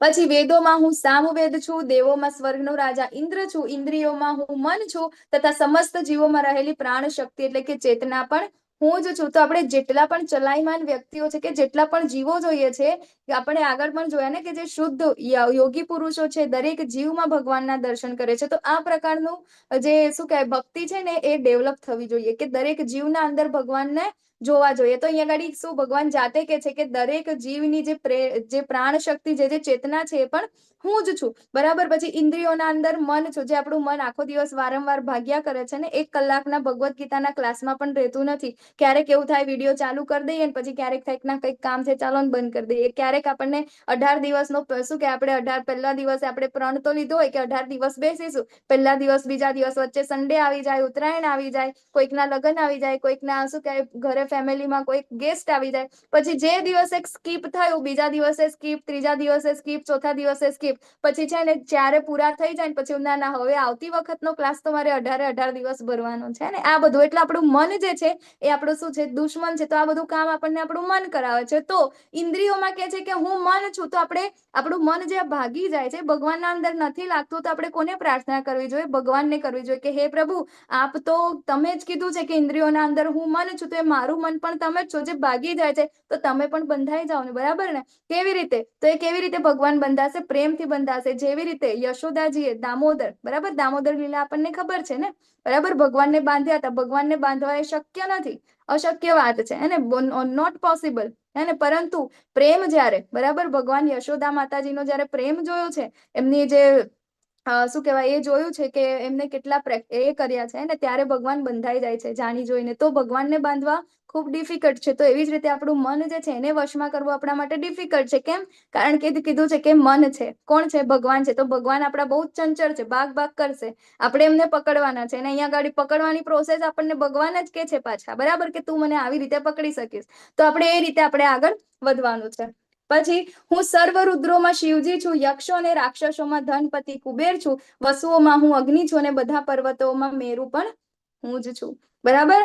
હવે અહીંયા ગાડી રુદ્રોમાં શિવજી, બરાબર, શિવજીના ભક્તો હે ને. આપણે જે હું પણ પેલા શિવ ભક્ત હતી. ઘણા બધા જેટલા પણ વૈષ્ણવો છે ને બધાના મતલબ કહેવાય ને કે આદિ ગુરુ એ કોણ છે? શિવજી છે, બરાબર ને? કેમ? કારણ કે વૈષ્ણવાનામ યથાશંભુ, ભગવાન સૌથી મોટા વૈષ્ણવ કોણ છે? ભગવાન શિવજી છે, હે ને. આપણને ખબર છે ભગવાન શિવજીનો 10મો અવતાર એટલે કોણ? હનુમાનજી. અને હનુમાનજી હંમેશા રામ ભક્ત, રામના સેવક છે. એ ક્યારેય એવું નથી કહેતા કે હું ભગવાન છું, બરાબર ને? કે છે કે ના મારા રામ નામ બોલો એટલે તમે તરી જશો, બરાબર. તો એ પણ આપણને એ જ શીખ્યું છે. જે આપણે ભગવાન શિવજીની સારી રીતે ભક્તિ કરીશું ને તો આપણને હંમેશા ભગવાન સુધી લઈ જશે, હે ને. તો આપણે ક્યારેય ભગવાન શિવજીનું અપમાન તો ક્યારેય કોઈ કરતા જ નથી, બરાબર ને? એ કરવું પણ ના જોઈએ, હે ને. ઘણા બધા એવું કે ના શિવજી આમ છે તેમ છે, તો એવું નથી. ઘણાને એવું હોય કે ભાઈ ઇસ્કોન વાળા તો શિવજીમાં નથી માનતા. નહીં, શિવજી તો એ પરમ ગુરુ છે, બરાબર ને? આદિ ગુરુ છે વૈષ્ણવો માટે, તો એને તો ભૂલાય જ ના. પછી કે છે કે શું કહેવાય કુબેરો, બરાબર, ધનપતિ કુબેર પણ હું છું. આપણે જેની કામના કરીએ છીએ ને આટલી લક્ષ્મી આવી જાય, આમ છે તેમ છે, પરંતુ એ કોણ છે? ભગવાન છે, બરાબર. પર્વતોના અંદર મેરુ પણ હું જ છું. પછી હે અર્જુન, પુરોહિતોમાં હું બૃહસ્પતિ, સેના નાયકોમાં કાર્તિક અને જળાશયોમાં સમુદ્ર છું. તો આપણે ક્યારેક બીચ ઉપર ફરવા જઈએ, બરાબર, સુરત વાળા જે હોય, સુરત સૌરાષ્ટ્રની આજુબાજુ વાળા, અથવા તો ગોવા ને બાજુ જઈએ, સાઉથમાં જઈએ, તો આપણને યાદ આવવા જોઈએ ભગવાન કે ના જેટલું જેટલું દરિયો દેખાય છે બધું કોણ છે? ભગવાન છે. મહર્ષિઓમાં ભૃગુ છું, વાણીમાં દિવ્ય ઓમકાર છું, યજ્ઞોમાં પવિત્ર નામનો જપ હું છું અને સર્વ સ્થાવરોમાં હિમાલય પણ હું જ છું, બરાબર. શું કે છે? યજ્ઞ નામ જપ યજ્ઞોસ્મી. જે આપણે ક્લાસ શરૂ થતા પહેલા રોજ 1 કલાક 1 માળા આપણે કરીએ છીએ, બરાબર, જપ યજ્ઞ. એના સિવાય પણ રોજ સવારે ઉઠીને આપણે કરીએ છીએ. તો જપ યજ્ઞ પણ કોણ છે? ભગવાન. તો આપણે જયારે જપ યજ્ઞ ભગવાનનું જે જાપ કરીએ છીએ ને, નામ જાપ કરીએ છીએ તો એ વખતે આપણે ચેતના કેવી હોવી જોઈએ? આપણું મન કે એ વખતે સાક્ષાત ભગવાન શ્રી રાધા કૃષ્ણ આપણે જીવા પર હોય છે. અને ક્યારેય એવું ના માનવું જોઈએ કે આપણે ખાલી માળા ખાલી કરવા માટે કરીએ છીએ કે મેડિટેશન માટે કરીએ છીએ. નહીં, એ ભગવાનની સેવા છે. સાક્ષાત ભગવાન આપણી સમક્ષ હોય છે, બરાબર. તો એટલા માટે જયારે માળા કરતા હોય ત્યારે બીજું કોઈ કામ ના કરવું જોઈએ. કેમ? કારણ કે જયારે સ્વામીની સેવા આપણે કરતા હોય ને બાજુમાં આપણે એ તો એવું થઈ ગયું ને કે એની સાથે બીજું કામ કરીએ છીએ, તો એનો મતલબ એવો કે આપણે સ્વામીની સેવામાં એટલા બધા તલ્લીન નથી, બરાબર ને? એને ઇમ્પોર્ટન્સ આપણે ઓછું આપ્યું છે, બરાબર. તો ઇમ્પોર્ટન્સ કોને આપવું જોઈએ? સ્વામીને આપવું જોઈએ, બરાબર ને? તો એટલા માટે આપણે માળા કરતી વખતે બીજું કઈ ધ્યાન ના આપવું જોઈએ, બરાબર. એક અપરાધ પણ છે. પછી શું કે છે કે સ્થાવરોમાં હિમાલય છું. તો આપણે હિમાચલ બાજુ, ઉત્તરાખંડ બાજુ, હિમાલયના અંદર ક્યાંક ફરવા જઈએ અને ખૂબ સરસ સરસ આપણને જોવાય ને પર્વતો, પહાડો, તો આપણે યાદ રાખવું જોઈએ કે આ કોણ છે? ભગવાન છે, બરાબર. હું સર્વ વૃક્ષોમાં અશ્વત્થનું વૃક્ષ છું, હું જ દેવર્ષિઓમાં નારદ છું, ગંધર્વોમાં ચિત્રરથ છું અને પુરુષોમાં કપિલ મુનિ પણ હું જ છું. અશ્વત્થોમાં ઉચ્ચ શ્રવા, જાણે કે અમૃત માટે થયેલા સમુદ્ર મંથન વખતે ઉત્પન્ન થયો હતો.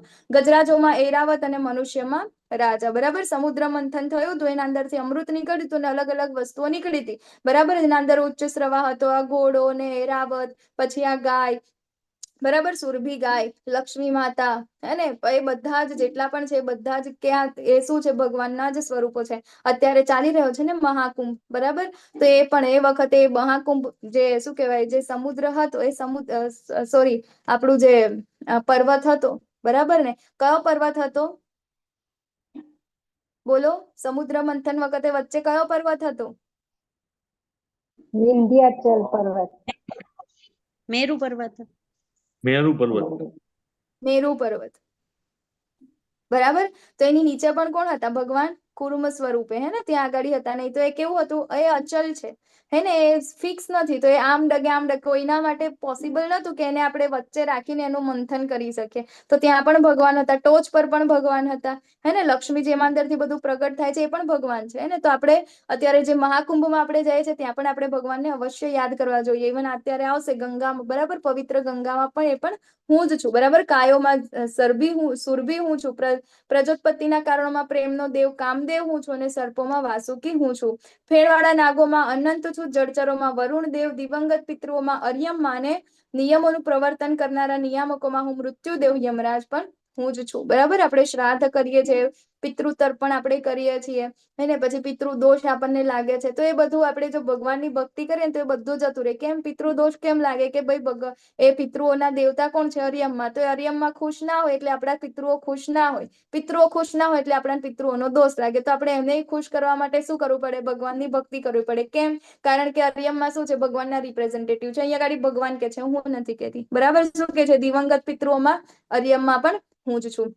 પછી દૈત્ય અસુરોમાં હું ભક્તરાજ પ્રહલાદ છું, દમન કરનારાઓમાં કાળ છું, પશુઓમાં સિંહ છું, અને પક્ષીઓમાં ગરુડ છું. તો એનો મતલબ એવું નહીં કે આપણે સિંહ દેખાય ત્યાં ગાડી આપણે ઓમ જય જગદીશ કરે ચાલુ કરી દઈએ, બરાબર, કે ઓ ભગવાન છે, ભગવાન છે, ઉભા રહો, મને જરાક દંડવત કરી દેવા દો, હે ને. આપણા દંડવત જતા રહે. હવે ડાયરેક્ટ આપણને ભગવાન ત્યાં આગળ કોની પાસે? યમરાજ પાસે મોકલી આપે, બરાબર ને. તો એ રીતે, પરંતુ એના અંદર જે શક્તિ છે, સિંહ જેના માટે જાણીતો છે, એની જે શક્તિ છે એ કોણ છે? ભગવાન દ્વારા એમને આપેલી છે, બરાબર. પછી પવિત્ર કરનારામાં હું વાયુ છું, શસ્ત્ર ધારણ કરનારામાં હું રામ છું, માછલીઓમાં મગર છું, અને વહેતી નદીઓમાં ગંગા પણ હું જ છું. હર હર ગંગે આપણે જે કહીએ છીએ, બરાબર ને. તો ગંગા નદી જે કેટલી પવિત્ર છે, ગંગા પણ કોણ છે? ભગવાનને રિપ્રેઝેન્ટેટ કરે છે. હે અર્જુન, હું સમગ્ર સર્જનોનો આદિ, મધ્ય તથા અંત છું. સર્વ વિદ્યાઓમાં અધ્યાત્મ વિદ્યા હું છું, અને તર્કશાસ્ત્રીઓ હું જ નિર્ણાયક સત્ય છું. અક્ષરોમાં અકાર છું, સમાસોમાં દ્વંદ સમાસ, શાશ્વત કાળ પણ હું છું, અને સ્રષ્ટાઓમાં હું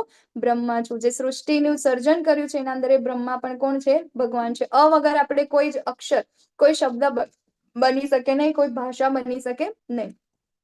પછી હું જ સર્વપક્ષી મૃત્યુ છું, અને હવે પછી ભવિમાં થનારને ઉત્પન્ન કરનારો પણ હું જ છું. સ્ત્રીઓમાં કીર્તિ, લક્ષ્મી, વાણી, સ્મૃતિ, બુદ્ધિ, ધૃતિ તથા ક્ષમા. આપણે કહીએ ને કે સર્વગુણ સંપન્ન જે સ્ત્રી હોય તો એ સર્વગુણ સંપન્ન એટલે કયા? આટલા ગુણ હોવા જોઈએ. કયા કયા? કીર્તિ, લક્ષ્મી, વાણી, સ્મૃતિ, બુદ્ધિ, ધૃતિ અને ક્ષમા, બરાબર. તો એ સ્ત્રીઓના મૂળ ગુણ છે. એ બધું પણ ક્યાંનાથી છે?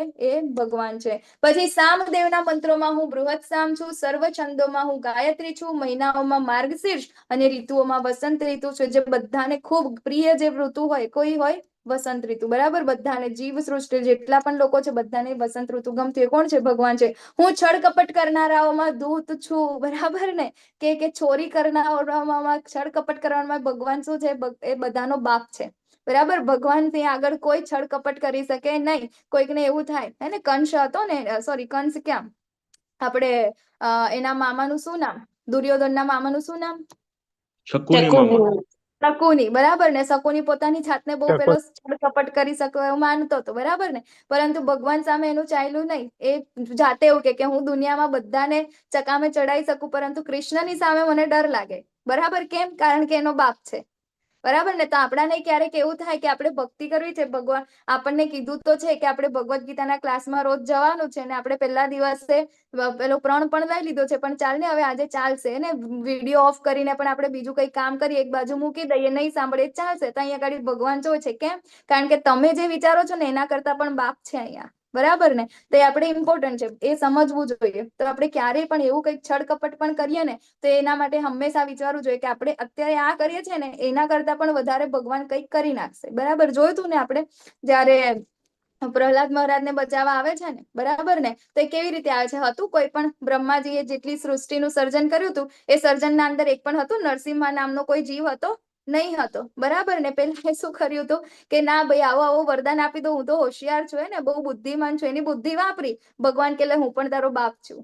હે ને? આઈ ગયા ને પછી ગમે તેવી રીતે ગમે તે રીતે મારી નાખ્યો ને. એટલે એવું છે કે ભગવાન છળ કપટ કરનારાઓમાં પણ શું કરનારાઓમાં દૂત છું, હે ને? સર્વોચ્ચ. પછી તેજસ્વીઓમાં તેજ છું, વિજય છું, સાહસ છું તથા બળવાનોનું બળ પણ હું જ છું. હું વૃષ્ણવંશીઓમાં વાસુદેવ તથા પાંડવોમાં અર્જુન છું. હું સર્વ મુનિઓમાં વ્યાસ છું તથા મહાન વિચારકોમાં ઉષ્ણ એટલે કે શુક્રાચાર્ય પણ હું છું. અરાજકતાનું દમન કરનારા સર્વ સાધકોમાં હું દંડ છું અને વિજયની ઈચ્છા ધરાવનારાઓમાં હું નૈતિકતા છું. રહસ્યોમાં હું મૌન છું અને જ્ઞાનીઓમાંનું જ્ઞાન પણ હું જ છું. બરાબર? વળી હે અર્જુન, હું સર્વ અસ્તિત્વનો જનક બીજ છું. સ્થાવર કે જંગમ એવા કોઈ જીવ નથી કે જે મારા વિના અસ્તિત્વ ધરાવી શકે નહીં. બરાબર? તો દરેક સર્વભૂતાનામ બીજમ. બરાબર? દરેક જેટલા પણ જીવ છે એ બધાનું બીજ કોણ છે? ભગવાન છે. હે વીર પરંતપ, મારી દેવી વિભૂતિઓનો અંત નથી. મેં તને જે બધું કહ્યું તે મારી અનંત વિભૂતિઓનો એક સંકેત માત્ર છે. છેલ્લે ભગવાન કન્ક્લુઝન આપે છે શું કે આ જેટલું પણ તું એ બધું જોયું છે ને એ માત્ર સંકેત છે. આ બધું કરવા માટે ભગવાનને જાતે આવવાની જરૂર પણ નથી. જસ્ટ અંશ છે. ખાલી આમ કરવું પડે ભગવાનને. બરાબર? એટલી અમથી વસ્તુ છે, અંશ છે. તો વિચારો ભગવાનની શક્તિ કેટલી હશે. હે વીર પરંતપ, મારી દેવી વિભૂતિઓનો અંત નથી. મેં તને જે બધું કહ્યું તે તો મારી અનંત વિભૂતિઓનો એક સંકેત માત્ર છે. બરાબર? તું જાણી લે કે સમગ્ર ઐશ્વર્ય, સૌંદર્ય તથા તેજસ્વી સર્જનો મારા તેજના એક સ્ફુલ્લિંગ માત્રથી ઉદ્ભવે છે. સ્ફુલ્લિંગ એટલે શું? બરાબર? એક નાનું અમથું તણખલું. બરાબર ને? એનાથી આ જેટલું બી સર્જન અત્યારે અનંત બ્રહ્માંડનું જે કીધું છે ને એ શું છે? સ્ફુલ્લિંગ માત્ર છે, બીજું કાંઈ જ નથી. પરંતુ હે અર્જુન, આ સર્વ વિગતવાર જ્ઞાનની શી જરૂર છે? હું તો મારા એક અંશ માત્રથી આ સમગ્ર બ્રહ્માંડને વ્યાપીને તેને ધારણ કરું છું. બરાબર ને? તો અહીંયા ગાડી ભગવાન કહે છે કે આ બધી જાણવાની શું જરૂર છે? એકચ્યુઅલમાં શુદ્ધ ભક્તો હોય ને ભગવાનના આ ઐશ્વર્યોના અંદર કોઈ રસ ના હોય, જે ભગવાનના શુદ્ધ ભક્તો હોય. કારણ કે એને તો ખબર છે કે ભગવાન છે, હે ને? અને આપણે સ્વામી છે, દરેક વસ્તુઓના કારણ છે, સર્જનહાર છે, મારે એમની સેવા કરવી છે. આ બધું જાણીને કોઈ એને ઇન્ટરેસ્ટ ના હોય. બરાબર ને? તો કહે છે કે આ બધું જ્ઞાનની શું જરૂર છે? કેમ? કારણ કે તો એમના અંશ માત્રથી સમગ્ર બ્રહ્માંડને ધારણ કરે છે. બરાબર? આ શ્લોકમાં સ્ફુલ્લિંગ માત્ર એટલે શું? બરાબર? જેની આપણે અત્યારે વાત થઈ ગઈ. ક્વિઝ જે કે શું કે આના અંદર તો ચીટિંગ થઈ છે. આ ક્વિઝના અંદર તો લિટરલી ચીટિંગ છે. કેમ? કારણ કે હતી આ પીપીટી અને એના અંદર એવું છે કે જવાબની સાથે જ તમને ક્વેશ્ચન આપ્યા છે. બરાબર? જોઈએ. આદિત્યમાં ભગવાન કૃષ્ણ, તારાઓમાં ભગવાન. બોલો, આદિત્યમાં ભગવાન કૃષ્ણ કોણ છે? બોલો બોલો. વિષ્ણુ. વિષ્ણુ. બરાબર? અહીંયા સામે જવાબ આપેલો જ છે. તારાઓમાં ભગવાન કૃષ્ણ સૂર્ય ચંદ્ર એટલે બતાવ્યા મૂકેલું છે. ચંદ્ર. બતાવ્યા. ચંદ્ર. બરાબર? કંપન વચ્ચે ભગવાન કૃષ્ણ કોણ છે? મહામંત્રનો જાપ. હવે તો લખેલું જ છે. શું છે? હવે વૃક્ષોની વચ્ચે ભગવાન કૃષ્ણ વડનું વૃક્ષ. બરાબર? મહાન ઋષિઓમાં ભગવાન કૃષ્ણ ભૃગુ ઋષિ છે. પછી ઋષિ નારદ, હિમાલય, ઉચ્ચશ્રવાસી, આ બધું આપણે જોઈ ગયા. બરાબર ને? તો શાબાશ, કોઈએ જવાબ આપ્યા નથી. ઓકે, ચલો. વાંછા કલ્પતરુભ્યશ્ચ કૃપા સિંધુભ્ય એવ ચ પતિતાનાં પાવનેભ્યો વૈષ્ણવેભ્યો નમો નમઃ. અનંત કોટિ વૈષ્ણવ વૃંદ की जय, श्रीला प्रभुपाद की जय, श्रीला भगवत गीता की जय, श्रीला गुरु महाराज की जय. हरे हरे कृष्णा हरे कृष्णा कृष्णा कृष्णा हरे हरे, हरे हरे हरे राम हरे हरे राम राम, राम राम राम हरे राम